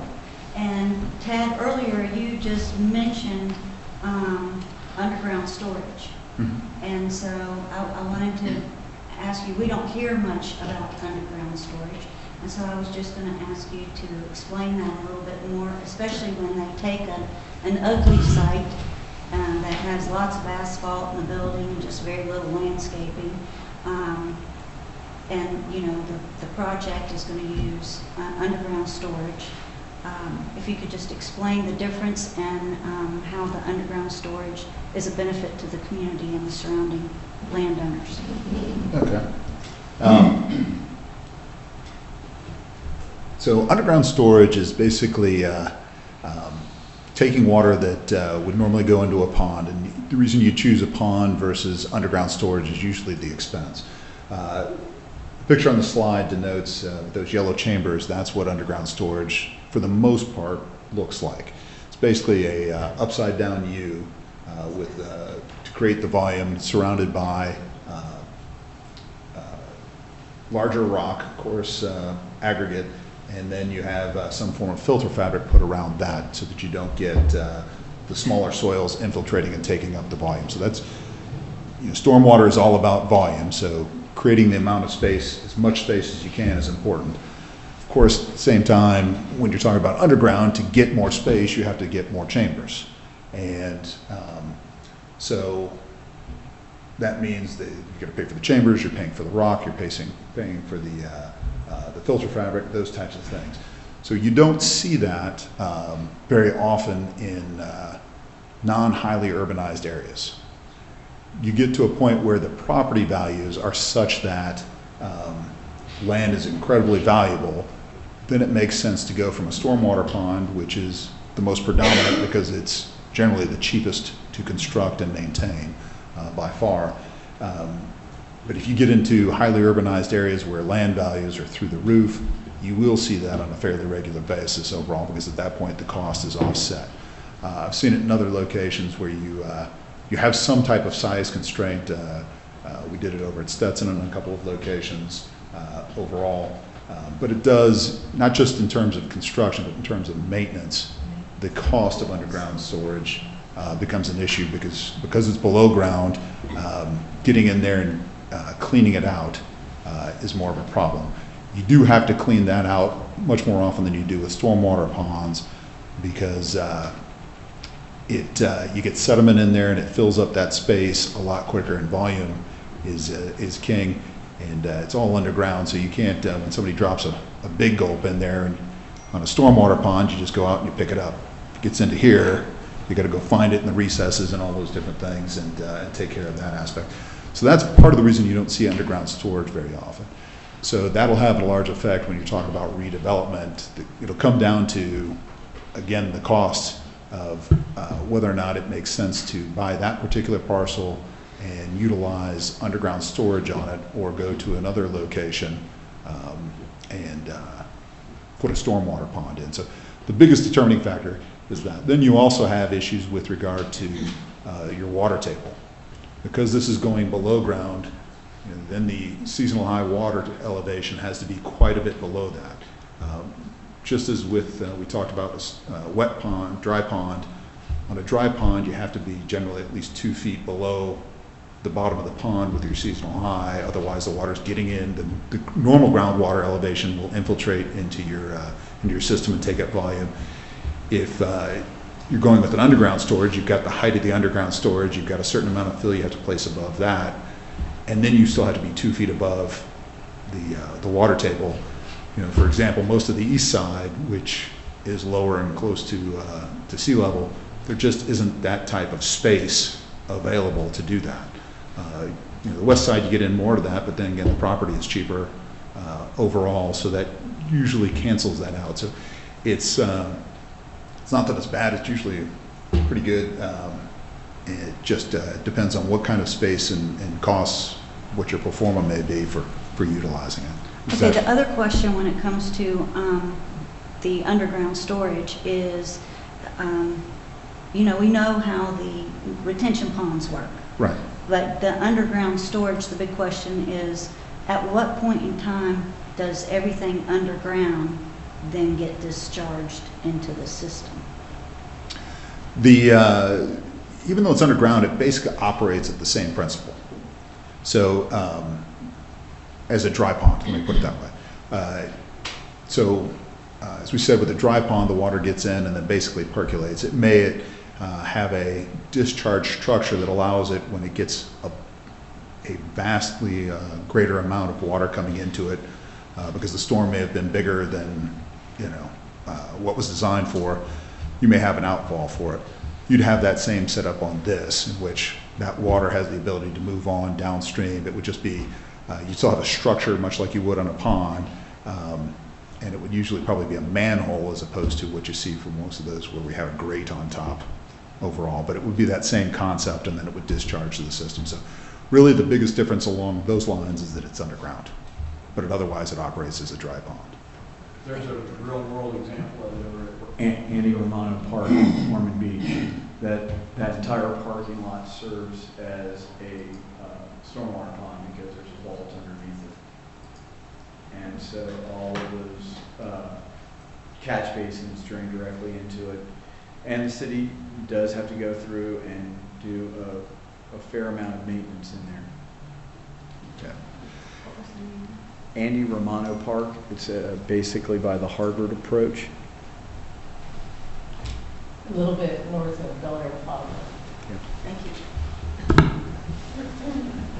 I think Tyler then. I wanted to add to what Tad was answering. The big benefit to the public on why you want to have under pavement storage is that you're effectively allowing the rain to go where it was running off from in your parking lot or your large impervious surface areas. So it's mimicking our pre-development hydrology patterns on the site better when we have more infiltration area. It's just very expensive to achieve. And the water table again too. So and in East Volusia, we have a lot of high water tables. You know, Bill talked about we have flatwoods. Those high water table areas we have to fill substantially to make this work. And so depending on what our adjacent sites are, the size of our site, that may or may not be possible. We have Bob, then Bill. Tad, you said we should direct staff to look into the redevelopment standards. Do we need to make a motion for that? I think ultimately you need to make a recommendation for everything we've discussed today. Okay. Each of the different ones probably as separate motions, but yes, I believe so. All right, I'm What's going that? to make a motion that we investigate redevelopment standards. Microphone, please. It's on. Okay. Hit him anyway. Sorry? I said hit him anyway. That we direct staff to look into redevelopment standards for stormwater, zoning, environmental. I mean, all of the aspects that are affected. Do we have a second? Yeah, I'll second it. I think Donna jumped right before Jack. That's fine. Any discussion? Yeah, I have a couple things about it. I think it's a terrific idea that we do that for a lot of reasons. One is that it's a good balance what we're doing here. Our overview here is to try to address flooding in total, right? I mean, it's stormwater, but it's flooding. And so by looking at something like that, that's kind of a pro-development position. It's a reasonableness to me, and I think that's a real balance against raising our standards. For instance, this buffer that we're talking about on top of where the water table is. I think that it's a real good and solid way to say, hey, we're taking a reasonable approach to how to address this flooding, and so I like the fact that you've got these positives for somebody that can really rework that gas station on the corner. I think that's a terrific idea, and we should try to incorporate as many of those as we can into the recommendations. Continuing discussion, Bill and Suzanne. I agree. We want redevelopment, right? We don't want to always be pushing development to the green fields. We want to make it easier for redevelopment inside the built environment. Are those underdrains considered LID? Yes. Okay. Suzanne, then Wendy, then back to Jack. So I have a question about, are there any incentives for the underground stormwater storage, which I guess comes in handy in certain situations like he pointed out? And separate from that, is there any incentives for any of these stormwaters just in general? Because I wouldn't know. But I'm asking specifically first about the underground stormwater Sure. storage. Our rules do not dictate to the development what type they have to do. We leave it to them to make the call on what they're going to do to meet the requirement. We just spell out the requirement says that you can't discharge more or faster than what the historic or the original condition was. So it's left to the designer whether or not they want to do underground or above ground. So no, we don't dictate, and no, because of that, our code does not give any incentives, but that's what this group has looked at with regard to LID overall, and that is one of the suggestions. I know we reviewed some aspects of that at my staff level just today. So, but no, that's one of the things that could potentially be changed. Did that cover what you're? Yes, and I asked specifically because of the LID conversation when it comes, so I would know.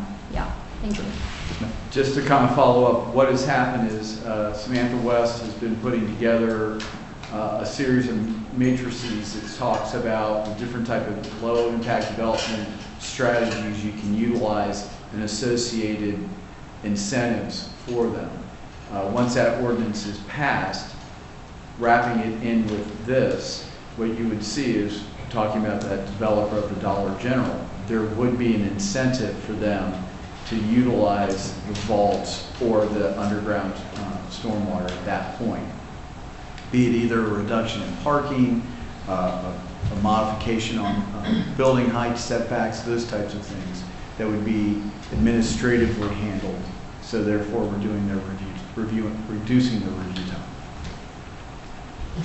We have Wendy and Ginger, and I don't know if Ginger needs to. I just wanted to say about the LID incentives.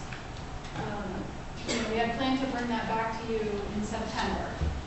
Depending on how far we get here today, we have an August meeting. So you guys will set the priority for August. If we're done with stormwater or if we still have stormwater discussion, either way, LID is scheduled to come back in September. You'll see all the matrices, all that. Before it goes to council for adoption, before it goes to planning board, and we'll provide that information in advance. Thank you. Dr. Anderson. Thank you. I just wanted to add to the infill conversation. I know I've said this before, and I don't mean to be playing devil's advocate, but there is a value to having green space inside of our urban areas. I mean, green stormwater parks are all the rage now, and other cities are using them. They're actually taking down buildings and putting in parks to manage stormwater in flood-prone areas. And so before we start giving direction to staff to maximize and prioritize redevelopment inside urban areas, which I agree, Clay, I agree that obviously infill is better than sprawl, but find us ways also that we can have green stormwater parks that aren't just for stormwater management, but are for public amenity as well, that can be, you know, gathering places and places for mental health and those things that we value that increase property values. So. And that's certainly a good point. One of the things that can always be done in a redevelopment area, if we're going to give some relaxation to some aspect of the stormwater, or maybe, well, here, a good example, if you're going to redevelop a lot downtown overall, and you know, under the current standards, you wouldn't be able to construct what you see in downtown DeLand. So if you're going to come in and wanted to change one of the buildings, you couldn't put back something that mirrors everything else there. You'd have to tear it down, you'd have to put in a landscape buffer, you'd have to put in setbacks that don't match what's around you, and would potentially put you at either a competitive disadvantage or something that just doesn't match, which is clearly not what I think most people would like to see. But yeah, so you can relax the rules such as that, but you still do need to try to address the stormwater in some way, shape, or form. But it may not make sense to do it on such a small site overall. It just may not even be worth, you know, if it's a 10,000 square foot lot, which I think some of these are, you know, what's 1,000 square foot of stormwater pond going to get you, or something along those lines. It's not going to get you much. So it may set in there the possibility on those heavily urbanized areas, you know, to contribute to the stormwater fund a certain amount, such that you know, if you get enough of those together, you can put together a location that does something along those lines. Because it's going to be beyond one parcel to do in terms of redevelopment. You're going to need several different parcels, 10, 15, whatever it may be, to get to that point in time by itself. But that may be the way to go about it. But we can certainly factor that into that aspect of it overall. We have Tyler, Bob, then Suzanne. So what I was going to say is what we've got motion for the, thank you, Bill. The motion that we're discussing right now is for having staff look at recommendations to give some credit for existing development against redevelopment sites. Right now, those sites are contributing whatever runoff they're contributing, and most of them are not doing anything to treat the water, so whatever nutrients are running off, pollutants otherwise, are running off.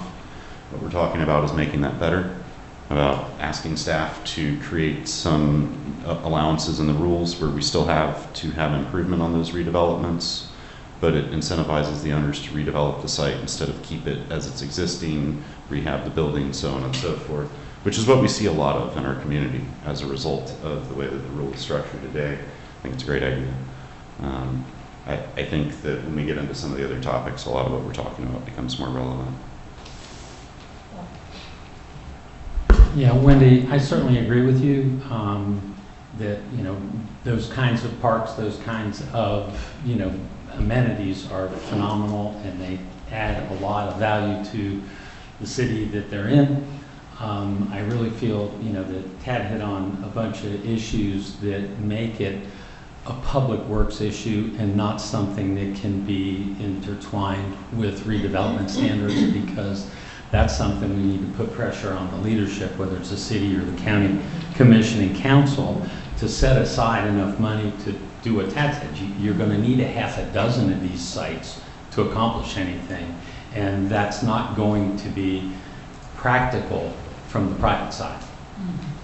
It's going to have to be something that the public does. Okay, I know I'm not gonna, you're not gonna like this answer. But a property owner may be more likely to sell to the city or the county if they can't redevelop so easily.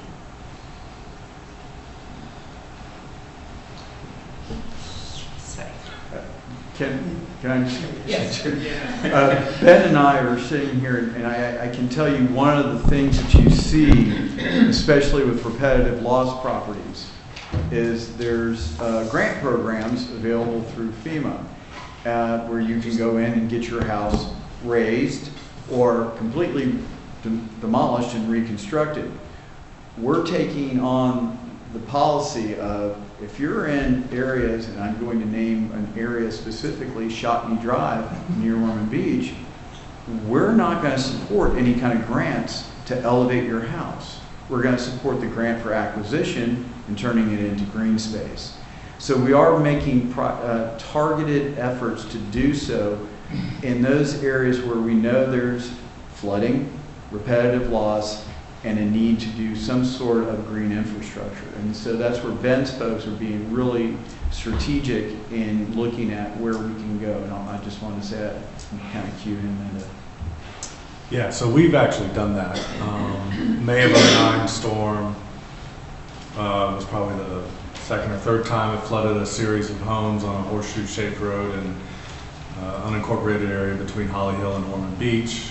We partnered, we went through the same program that Clay referenced with FEMA, where we were able to provide the 25% match the homeowners would normally provide, provided they sell us their home, and we had those homes. The feds kicked in the other 75%, and we had them demolished, and then we went out and got a grant and constructed a large regional stormwater pond that was tied to that's tied and connected to an existing dog park, and basically turned it into exactly what you're describing.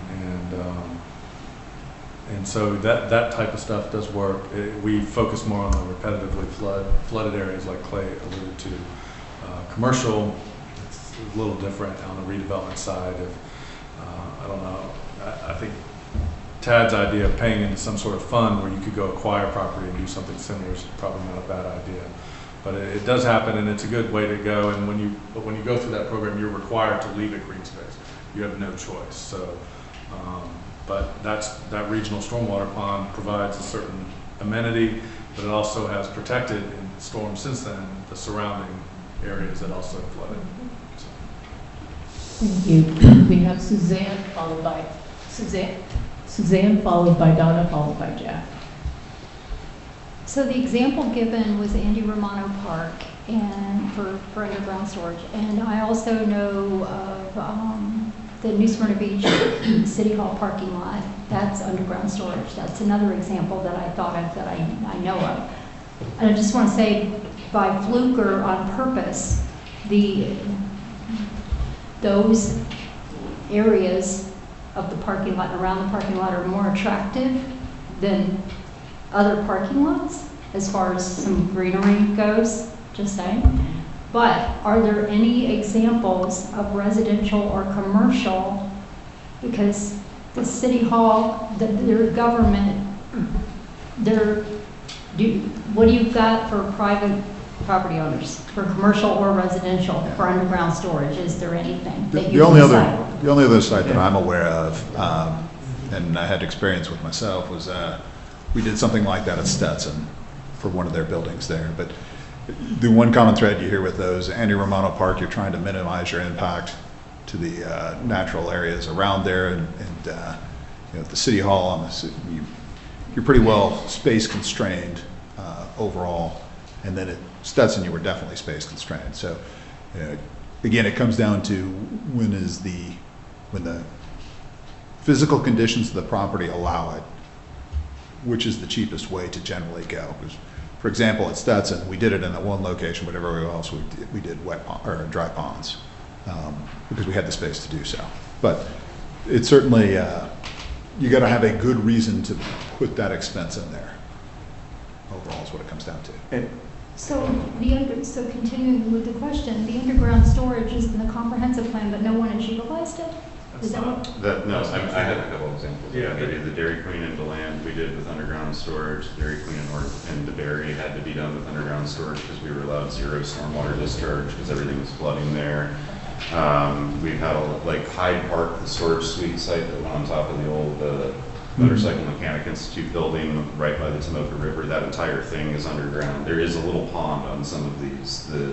Frequently, if we can, we float a pond and then into the underground to get some of the dirt and other stuff to go into an easier to clean place. But I can't speak for all of the sites that have it, but I know we have designed some here. Yeah, and the majority of the properties in downtown Ormond Beach that have gone through redevelopment, they're not using vaults, but they're using basically French drains. So they're coming in and it's draining into aggregate that's protected with a geofabric, so it's still serving. It's the same concept. Same concept, it's just a different technology. It's a little bit, it was done earlier before a lot of the products you see there. Now, the vault that's used over at Annie Romano, they're parking on basically open space over it. Right. And it's got the structural strength to be able to hold up asphalt and cars. With what was done previously over in Ormond Beach, I'm aware of, is just basically digging a trench and utilizing the rock for the structural aspect of it. It's a maintenance issue though. I mean, all of these, whether you're putting in a traditional pond, dry pond, or any of this, the maintenance is the critical aspect of the long-term protection. We had Donna. Call the question. Yeah, because I think we're getting into, thank you, more discussion than we intended. Could you please read back the motion? Is that possible? You or Brianna and Chelsea? I'm the old guy in the room. My memory's not that good. Take Prevagen. And I didn't take my pills this morning. The message was just to direct, the motion was to redirect, or direct staff to look into redevelopment standards that are different than what our existing standards are for stormwater, zoning, environmental, and did I miss something there? That covers the bases? Yeah, for the infill areas, yeah. And that had been seconded by Donna. And, all right. All those, no more discussion, Jack, sorry. All those in favor? Donna. Oh, I still had something. for this? Yes. Okay, sorry. At least I think so. I wanted to go back to Bob's point about what essentially are pocket parks, because I think that's a fair point to include in this discussion. There are going to be some areas where it's practical in redevelopment to put in a retention pond or something. I owned a landscape nursery for 10 years, so you get no argument from me about adding landscaping. But that becomes a maintenance issue for the local government. And so I think as those policies are developed, we need to be practical about where it is reasonable to put something like that and where it doesn't make any sense. And I think a discussion at that point with Public Works would be a good idea to have some idea of how it expands their workload if we start creating a lot of those. Okay. Jack, did you have something very? Oh, okay. I'll come back. Okay, thank you. All those in favor of the motion that Bob restated for us a moment ago? All those in favor? Aye. All those opposed? Motion carries. Thank you. All right. And a question, Ted. You said that we probably needed to move on all of it. Right. And actually, I think that's where we are, because that was the last element we had. So Okay, so all the things we talked about at the very beginning. Right. So I'd be looking for a motion on establishing a seasonal high elevation, another one on the number of borings. Why don't we just start with those two? So just as a reminder, we had decided that the seasonal, after much discussion, correct, the recommendation remained at a 6-inch Correct. Test. Applied for the design normal water level. Safety factor. To the Okay, so that is what the motion would. Yes. So if you'd like, I can go ahead and word it. I don't know that I can make a motion. I was going to say tonight. Yeah.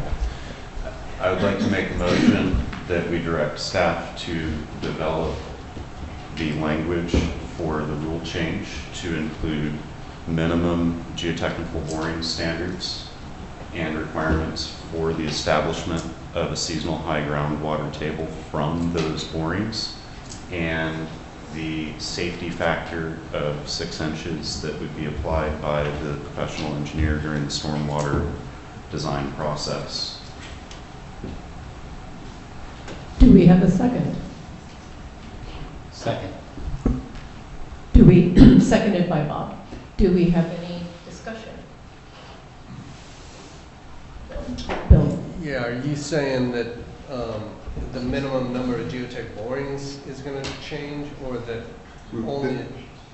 Right now, we do not have a rule that dictates that aspect.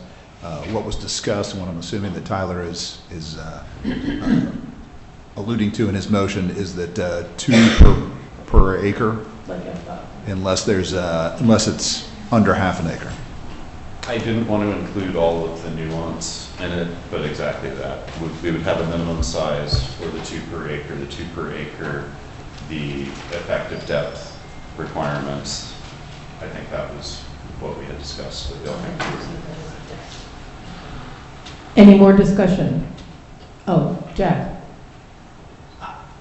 Yeah, I need it listed out, I guess. You know, are we going to do more of these? Like, is there going to be a long list of these that we're going to do individually, or will this capture them all? This, all I'm expecting on this particular motion is that we talk about the bullet that identifies Right, okay. addressing the seasonal high. Okay. And is there going to be another one when we get to curve numbers? There is, yes. Okay. And there's going to be another one with tailwater elevation? Yes, sir. And we've done one already. And so, you know, I guess what we're doing is compiling the list that we will then look at the end. I'm just thinking I'd like to put these together versus looking at them all independently. But that's fine. And perhaps we should make a motion that just covers them all, so that when we look at the list in total, we can say, okay, and discuss any fine details on each one. I'm good with either way. We have a motion, so Okay. the motion needs to be All right. amended if we go No, that's Jack okay. Reed or. Do them independently, doesn't matter. I'm just interested in saving time at the end by putting them together. Understood. I think it's easier if we keep it broken up, because there isn't that much overlap between these items, and then we don't draw the conversation on forever and get too sidetracked. So, we had a second to Tyler's motion, did we not? Yes. And do we still have 1, 2, 3, 4, 5, 6? Yes, we still have a quorum for voting. All those in favor? I have some discussion. Oh, I'm sorry, Wendy. I'm sorry. So I just wanted to bring up that I've been sitting here listening all day and having some heartburn about the 6 inches safety buffer, because if the outcome of that is that we have more fill brought in, that could ultimately be, and there could be an unintended consequence from that. And, you know, I think one of the things we've been seeing, and I know we've gone back and forth on this in many other discussions, you know, is that oftentimes it's adding fill in wetlands that exacerbates flooding in adjacent properties. And so, you know, I brought it up last month that, you know, if you're looking at a property that used to be lower elevation than the properties with the houses built in the 60s, and now we've brought in a bunch of fill and increased the elevation above the houses built in the 60s, the natural hydrologic flowways have been altered. And so water's going to back up in those lower properties. And so, you know, I understand the reason for fill. I understand why we do it that way now, but I'm not sure that more fill is the goal. And so I am not going to be in support of the 6-inch increase in elevation when it comes down to actually vote on it. Right now, we're just giving direction to staff, but that part is giving me some heartburn, and I just wanted to bring it up. And it's partly because I just yesterday I was driving down Lake Gertie Road. Lake Gertie, for those of you who aren't from the land, is kind of the drainage basin for west central and northwest DeLand, and it is permanently higher now because there has been so much more development in the entire watershed, but also because one development has not only encroached on the boundaries of Lake Gertie, but has blocked flowways from the west and southwest into Lake Gertie, and it's a problem. So I don't know when we're going to talk about that element. I don't feel like we've addressed that yet directly in our conversations, but I would like to at some point get to that. And but I think that the increasing fill is giving me heartburn. The increase in fill at this point, though, is placed on top of area that is already above the water table. So you're not increasing the effect on the adjacent water tables along those lines. So, you know, if you, in point of fact, really what you're doing by putting in a safety factor, what you're assuming is that the water table is higher in your model, but your actual conditions generally speak to being lower than that. Are they fully 6 inches lower than that? Again, that depends on the judgment of the professional engineers that have interpreted, or the biologists that have interpreted the conditions out there. So what we're doing is trying to offset any errors that might occur or any growth that might occur, because that's far more dangerous than an extra 6 inches of fill that is occurring above the water table line. So, you can go put a mountain in, and it's really not the height of the mountain that matters, it's the base width of the mountain that matters. If you're putting that 6 inches on top, as long as your tie-in slopes do not change, you haven't altered the conditions of the adjacent property. You haven't taken up volume. And none of this is geared towards taking up space for, if you're the lower area and somebody is draining to you, you always have to accept their water. This has no effect on that requirement in any way, shape, or form. You are still required to take any water that comes to your property. That's state law. We can't alter that for the negative anyway. So that would be my answer. Okay. So any further discussion of the motion that Tyler made? All those in favor? Aye. Opposed? Next. I did. The next item was curve numbers, and there wasn't a lot in that. Would you like to just... Really what the recommendation to the committee from the staff was is that the curve numbers, if they are set for soils types that have multiple hydrologic conditions, that the condition be verified by the geotechnical engineer or the appropriate engineer of record. And that would be the recommendation. And that was due to the tremendous variability Correct. potential of that water to percolate or not. Okay. Yes, ma'am. Who would like to make a motion? I motion, So moved. I Second. motion that we, What Chad said. exactly what Tad said. And I'm not repeating it. Do we have a second? But I will read the minutes. Do we have a second? I second. Thank you, Jack. Any discussion? All those in favor? Aye. Any opposed? Motion carries. Can you see if Jessica's still here? Oh, I haven't heard her. I'm so sorry, Jessica? Oh, come on. Yeah, sorry, I've been an eye on both. I just didn't want to interrupt on the computer. Thank you very much. All right.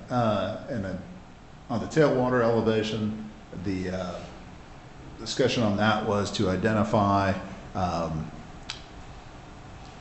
the worst case tailwater condition based on evident conditions at the location of the tailwater in basins that are potentially flooding concerns, and would direct the staff to review and approve that so that the design engineers know what they're going to design to. So it really lets them know they need to come talk to us before they go finalize their model. So, Would anyone like to make a motion on that? And I have a question first. How do we identify the flood prone areas? Is that something that you guys have to work out in the rules? well, we certainly have to take a look at that aspect with regard to the basins, which our road and bridge group, stormwater group is addressing right now. until that is set, the recommendation I would make at this point is that it would be based on the reports that we have received for flooding in that particular area at our stormwater group. Okay, so we would have to, so on the design side, we would have to contact, and it would be a coordination Right. effort.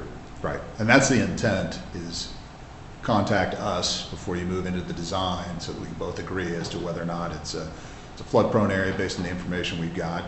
A lot of engineers like yourself that have worked in the area have a feel for where the flooding has occurred overall as well.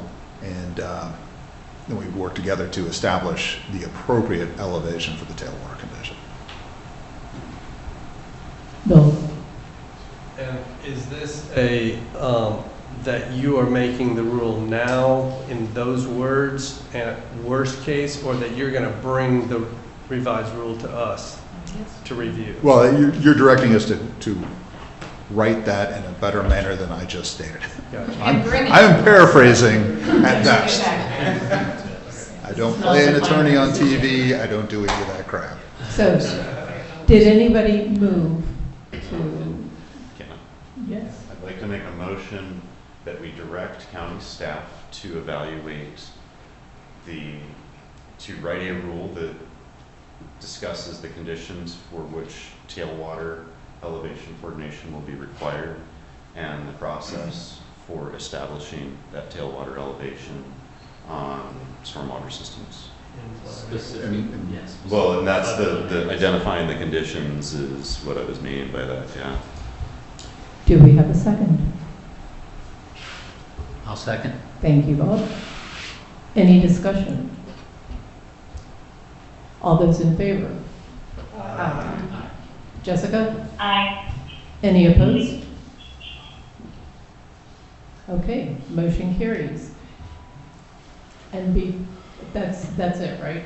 I think the only other one would be with regard to the stormwater facilities, pond locations on a site overall. There's a less specific wording on this aspect. Overall, it would be that stormwater pond facilities are required to be located on the site such that they do not negatively impact the adjacent properties. Paraphrase, of course. But. Would anyone like to make a motion? I have a question. I understand what you just said, but I'm sitting here listening, saying, is that really necessary? Yeah, Mm-hmm. it's going on in my neighborhood. So yes, it is necessary, and the reason that I'm sitting here in my head hesitating is June 28th, the new stormwater rules they got posted like the 29th, but they were effective the 28th on the St. John site. So I've been, unable to fully digest it, but they have included a lot of the things that we had as really good ideas during that conversation in the new rule, including rules on analysis of berms impounding water and things of that nature where you're in fill conditions or otherwise. And so I'm hesitant because I don't know the full extent of what has and hasn't been included, and this was one of my favorite ideas that we had, was to make sure you don't stick a pond at the edge of a site with a berm that's going to just perk through and cause issues, and it's not going to perform the way that it's designed. So I like the idea of having staff look at this, but I also have the hesitation that they need to look at how it would interface with the new rule that has just come out and make sure that we're not creating a weird double standard to meet of some kind or an onerous extra step for the county to review. No, that's fine. I'm not as familiar with their new rules, so I'd have to go take a look and see what this is. But certainly then we can make a modification to what I'd stated such that it doesn't conflict negatively with the water management district rules, proposed water management. Well, I don't think we hadn't made a motion yet. I was in my head trying to figure that out before so I figured I'd throw it out there for everybody else. Did that answer your question, Bliss? Yes, it did. Thank you. So, would you like to proceed with making the motion? I'd like to make a motion that we have county staff develop a rule centered on encouraging, well, let me take a step back. That we have county staff develop a rule on where stormwater ponds may and may not be located within sites, and the may not would be based on an engineering evaluation. So criteria of groundwater impacts to adjacent sites and or proximities to property lines based on fill and established pond bottom and pond top heights. Mine was much shorter, but. Yeah, but those are the things that you guys have to look at, so. Don't We're not flood gonna the let neighbor. Tyler write these rules. It's 6 pages long to say hello. AKA don't flood the neighbor. Yeah. Do we have a second? I'll second it. Thank you, Jeff. Do we have any discussion? All those in favor? Aye. Aye. Any opposed? Motion carries. Very good. So I think that gives us clear direction on our portion. It'll take a little bit of time, obviously, to go through, digest these, particularly the redevelopment. I think that's probably much longer term. And we'll have to work with Clay's shop on what a schedule for that might be. I don't know that we'll have the stormwater recommendations at the next meeting necessarily, but potentially the meeting after that. I think the only things we've got left to cover under this were any topics that the council or committee wanted to bring up, but Ben has come by because there was a question at the last meeting about the stormwater basins and when the modeling for those basins would be complete. He's prepared to answer those questions. And then I know there was a question about reclaimed water. I can't remember, was it you, Wendy? I think somebody had asked a question about that aspect, and that's all Ben's fault, so I'll let him answer it.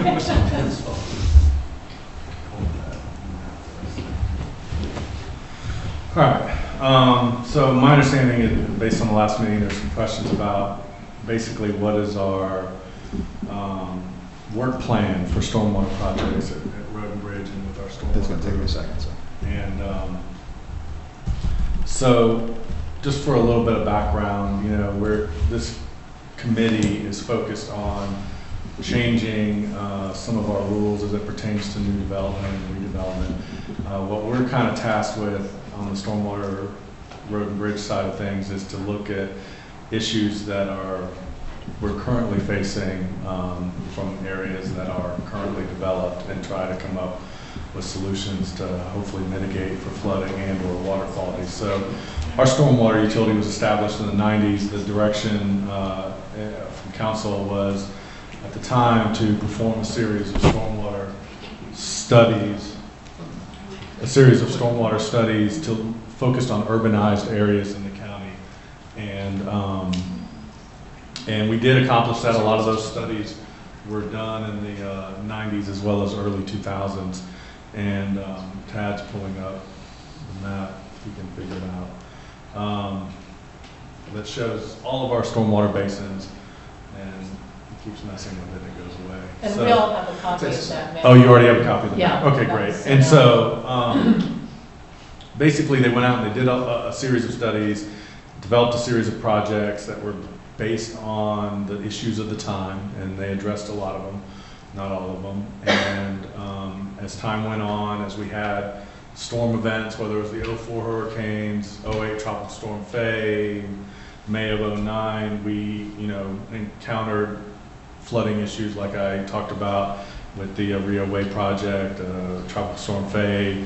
We did a major project over on Miller Lake down between Orange City and DeBerry where we had multiple flooded homes we purchased and dug out to increase capacity. So we were always constantly working on addressing flooding issues within the county as they popped up.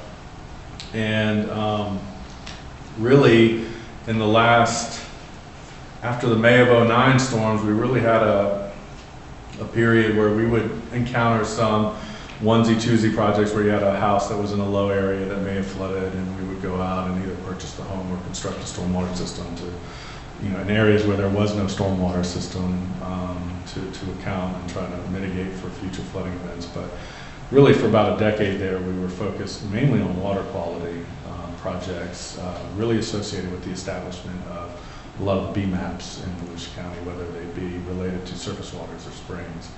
And we did a series of those projects. We still had a few flooding related projects that were on our chalkbook or to-do list, so to speak, and then we were able to gain some funding through the ARPA bill that came through that provided direct funding for those types of projects. There really wasn't, you know, to digress a little bit, recently we went before council and kind of gave an overview of the stormwater program. And one of the things we discussed was the amount of money available to us from our revenue from the stormwater utility for capital projects, and how our capital program was almost entirely, I mean, we would get money for design and we would have a certain amount for a match, but it was almost entirely funded through grants. And really for the last decade, the focus of the grants that we were able to get were mainly for water quality purposes. And so that was really where the state had kind of directed a lot of the focus for stormwater, and that's where we had directed our program. There wasn't a ton of money made available in the last decade for specifically flooding projects. And so you have no consistent, sustained overview of how to deal with this holistically? Well, I'm getting there. With the funding. I'm getting there, yes. The funding, and so that was you. one of the things we discussed is you know, since Hurricane Ian and Nicole, resiliency can be tied to flooding, and there has been an influx of money available for those types of projects. As far as our current work plan, we've utilized the ARPA funding to fund a series of projects that were kind of the last ones on our to-do list from before, that we'd identified before Ian and Nicole. So one of those would be a project down in Orange City called Cooser Pond, where it's a closed basin pond that has breached its banks multiple times and even flooded a couple of structures. So we've got a project in design currently for that. And we identified North Beach Street, which routinely goes underwater due to tidal events. Fortunately, the permitting on that is proving to be extremely difficult, so we actually pulled it off the ARPA list. We're going to continue the design and pursue other funding mechanisms that don't have quite the timeline that the ARPA funding requires us to do. And so the discussion at council was, you know, we had a utility rate study done that looked at the different aspects of our program, and one of the focuses was capital projects and what do we do and how do we get that funding. And so council directed an increase in the stormwater utility, and they directed us to come back with a tiered increase plan tied to prioritization of looking at all of these basin studies that some of them were done in the 90s, some of them were done in the early 2000s, some have been more recent. But to develop a priority list of basically updating these studies and focusing on the areas that flooded, that we saw flooding during the 22 storm events and things like that. So that is our plan, is to, I can tell you we are staff, and I haven't presented the priority plan to council yet, but we're in discussions. One of them is with the city of Edgewater. We don't have a basin-wide study for that EW area. We had a minor study performed, but we're working with the city. They're looking to do a large master plan stormwater. I'm sorry, go ahead. Will these studies, so you're looking at areas that have already flooded and updating, but will you also be taking into consideration the sea level rise projections that are going to impact groundwater? Yeah, so these studies, you know, it's interesting. You go back and you look at the studies from the 90s, and a lot of the focus was flooding. And then you started, as the studies progressed, they take into a water quality count. So yeah, to answer your question, yes, these studies will look at a multitude of different things, from flooding, storm-related flooding, sea level rise, you know, tidal. Multifactorial. Yes, okay. Water quality, all the kind of comprehensive. Not just historic. Correct. And so when we perform these, I was mentioning with Edgewater, they're looking at they had a lot of flooding, and that's one area where we don't have a kind of a real comprehensive, you know, it's mostly in the city, but there's quite a few county stormwater assets in terms of mosquito control canals and things like that. So they're going to be the lead agency. Our plan is to participate from a funding standpoint, but we're looking at areas like Spruce Creek, where you had a tremendous amount of flooding during Hurricane Ian, and there's some other areas in the county. We're going to present a prioritization list to where we can start ticking off these stormwater studies And from those studies, we'll generate a series of projects that we can move into a capital program and start addressing those issues. And so, you know, it's important to remember when we had Hurricane Ian and Nicole, a lot of the areas that flooded were in the incorporated areas and parts of the city. And so a lot of our moving forward and addressing these things are going to be working with those cities. Now, we've got the Transform 386 program. The cities have, all the cities have been invited, and a lot have submitted requests for grants for projects. That's an evaluation phase. The county has submitted projects as well. So there's some projects that I'm aware of that have been submitted by the cities, some actually intertwined with some county areas and things like that. So there's going to be some partnerships and stuff like that. But we're really going to have to, the stormwater doesn't stop at the city limits, you know, and so a lot of the structure flooding, and when we talk about flooding in road and bridge and stormwater, and Clay kind of alluded to it, we kind of use the same criteria that the federal government uses. You know, multiple occurrences of structure flooding. A lot of people will say, hey, I got water in my yard, you know, when it rains heavy. That's not really flooding. And unless you're getting structures flooded multiple times, there's not a lot of money available to kind of address those things. Now, that's not to say that we don't want to work on what we call nuisance flooding, but, you know, when it came to our capital program being primarily funded through grants, if there wasn't some grant funding available, it's really difficult to address. So as we go through and update these studies, and we're not just going to rely on, you know, funding from the stormwater utility. The Transform 386 has some planning funding available that might be able to utilize to kind of speed up the process of getting these studies going. But the ultimate plan is to update the studies, generate those capital projects recommendation, and then develop a capital plan based on that. Now, we're still in design and moving towards construction on a lot of these ARPA projects, so that's kind of, we're finishing those up as we move into the new stormwater master plan updates, and then you'll see a transition into those types of projects. So that's basically where we are on the current stormwater work plan. Happy to answer any questions. Thank you. Before we do question answering, I just would like to mention, before we adjourn, I would like Clay just to say 2 words about the workshop coming up. Not right now, I have 4 questions. And also to clarify, if, even though our terms are up in October, we stay on until the 31st, until March. No, we don't know that. Okay, we don't know that. I do have to leave in 3 minutes, so real quickly, the 23rd workshop is focusing on 4 items, specifically the option zoning, whether or not to close the overly broad language that is contained in it, that is kind of brought the fuel terminal to light. Second is a discussion on the 115 special exceptions that are identified in our zoning regulations, as to some being made by right, some being by conditional use, some being allowed still by special exception approved by the planning and development, and then ultimately those that are approved by the county council. The third topic is identification of rules and regulations that the county council can actually change, you know, vis-a-vis the Florida Building Code, the Florida Fire Prevention Code, etc.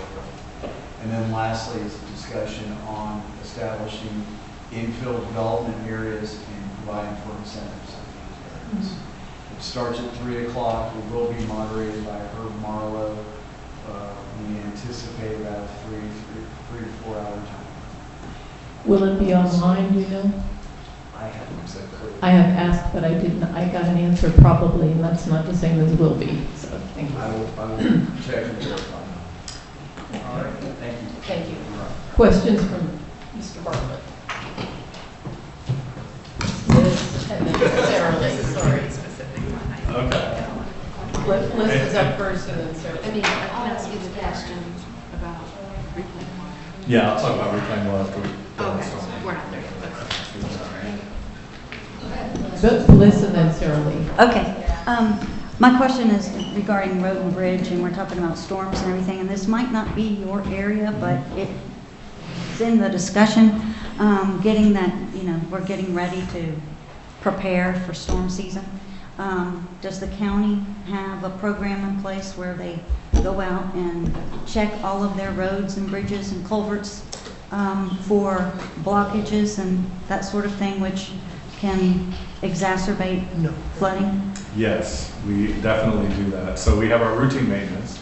We have hundreds of miles of ditches, canals, stormwater inlets, all that stuff that we routinely maintain. And then in advance of really, we know the areas that are prone to certain issues and which ditches are vital and things like that. So this time of year, we're out there looking for that stuff as part of our routine maintenance. And then when there is a storm on the horizon, it is just about everybody's out there checking those things.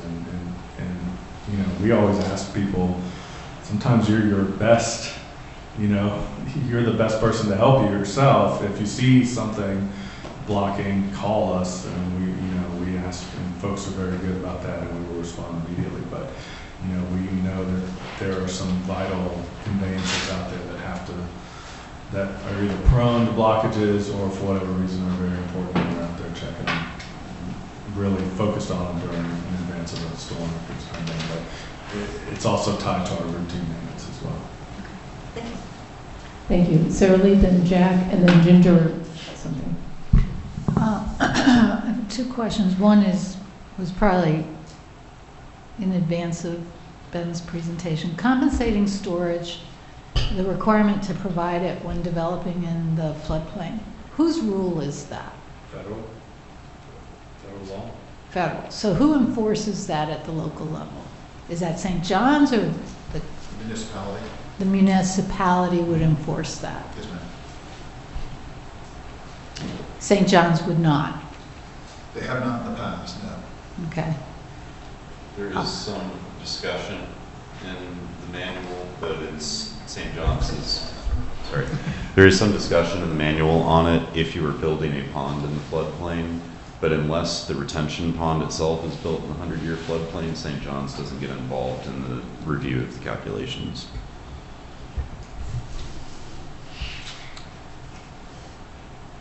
That might be something for some consideration as you review the stormwater regs. Because if we're counting on the feds to enforce it? No, it is enforced locally. It's a federal rule. It's a federal rule, but we enforce it. Right, so when somebody... So you do enforce it? Yeah, it's Okay. a federal law, but we, mainly through our stormwater rating system.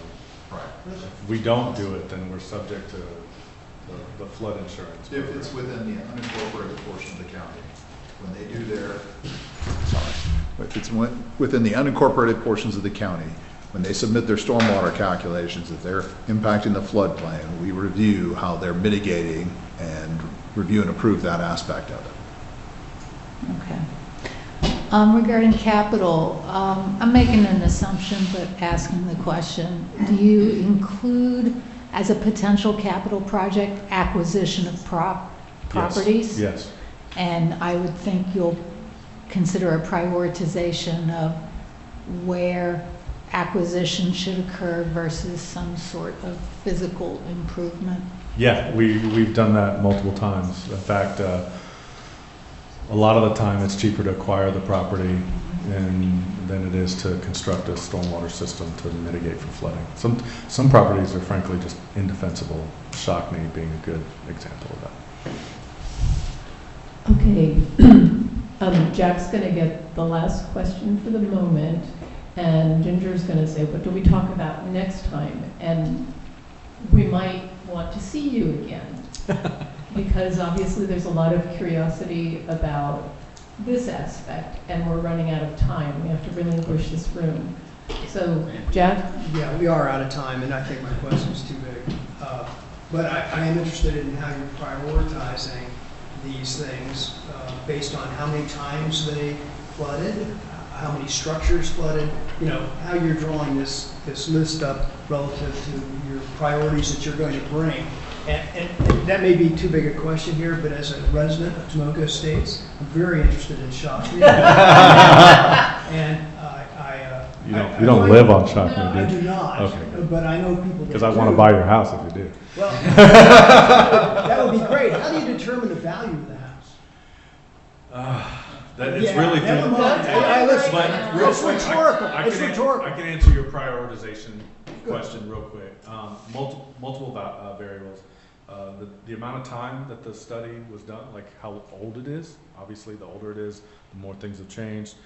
We do know in which areas of the county experience flooding that can be mitigated or could be. I mean, if you live in Astor or Stone Island and you flooded along the St. Johns River, I can't really do much for you. You know, it is what it is. At that point, the river staged up. So that,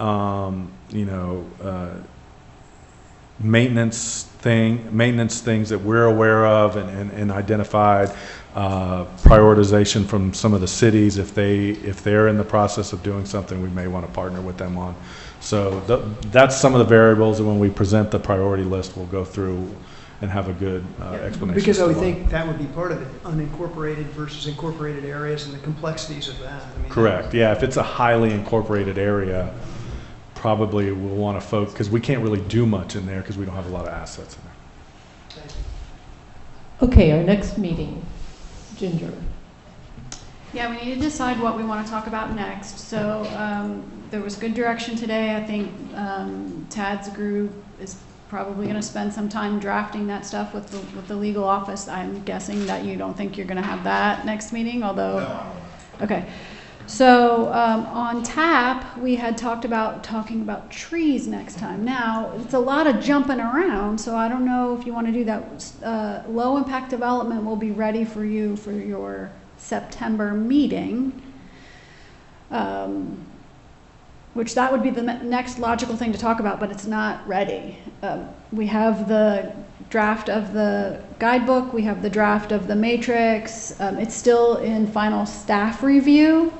So the intent was to give you a long time to look at that. It's a lot of material.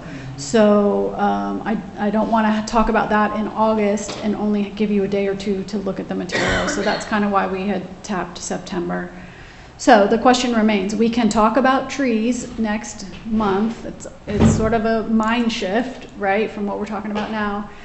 What we have ready for trees is what you asked us to look at all of the other counties and large local governments and see what they do for trees. So the staff has been spending a significant amount of time interviewing people like us in other places, and so we can have that ready if that's what you want to shift your mind to next time.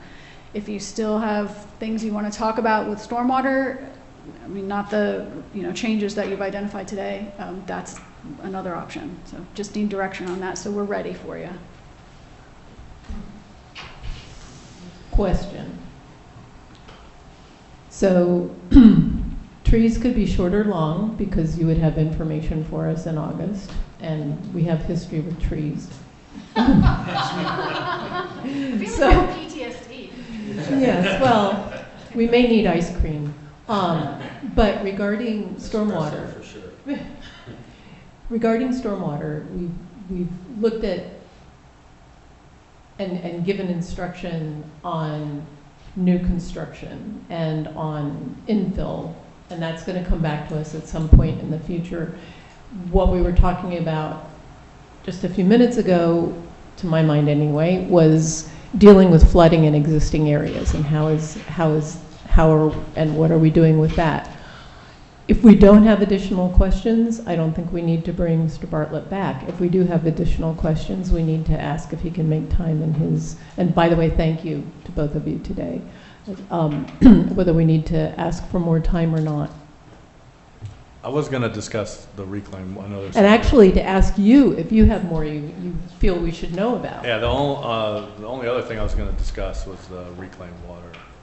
I think there was a lot of interest in that, actually. Am I wrong? Yes.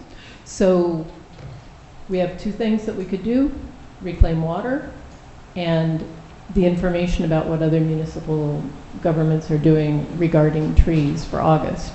Any objections to that, or any comments to that, or you'd rather go water skiing?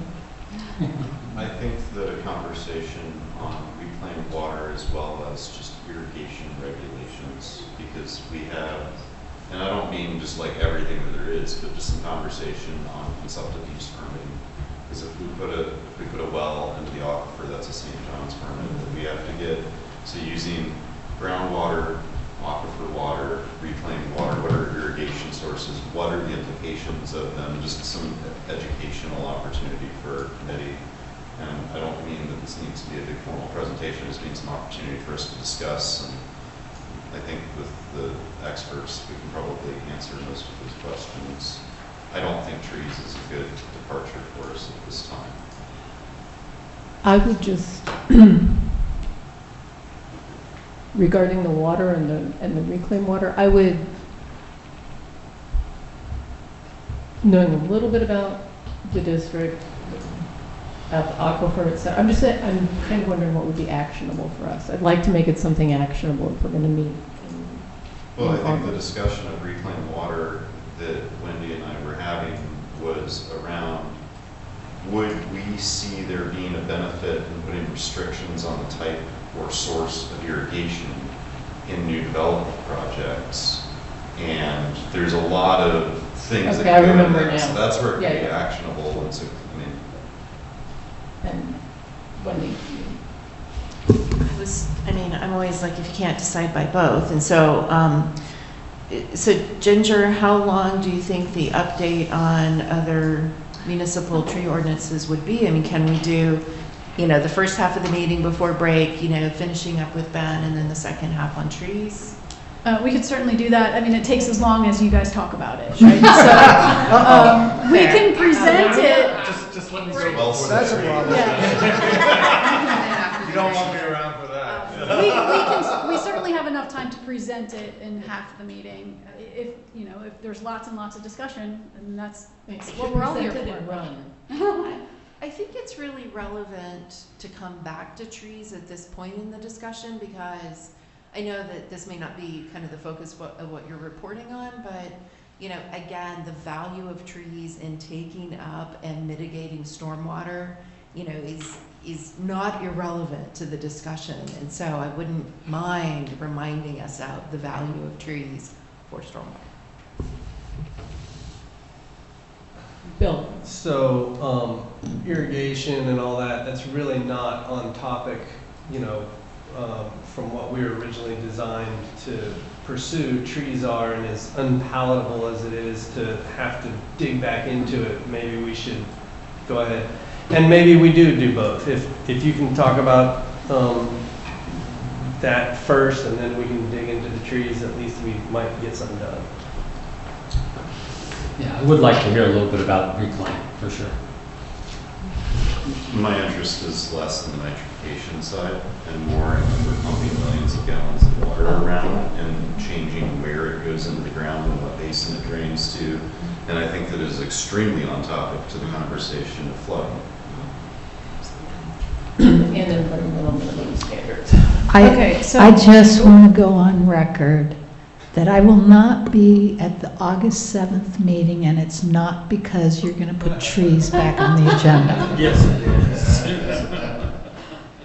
All right, so if I hear you, let me see if I can recap where I think we've landed. So we want to spend the first part of next meeting digging in a little deeper on stormwater, flooding, reclaimed water, any sort of stormwater, water quantity related topics. Then the second half of the meeting, we will present to you the research that we've done. There may not be a lot of time for discussion, but you'll at least have the research we've done, what other counties are doing for trees. September is LID, and that's a lot of material for you to read ahead of time, and it'll be, I'm sure, a healthy discussion.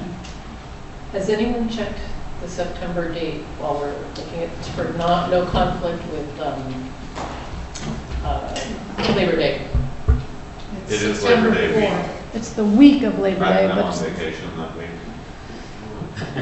I'm in another country that week, I will not be here, so. Okay, so Monday It's is, my wife's 40th birthday. so Monday is the day off, and, okay. Your wife's 29th birthday, Huh? Your wife's 29th birthday, what?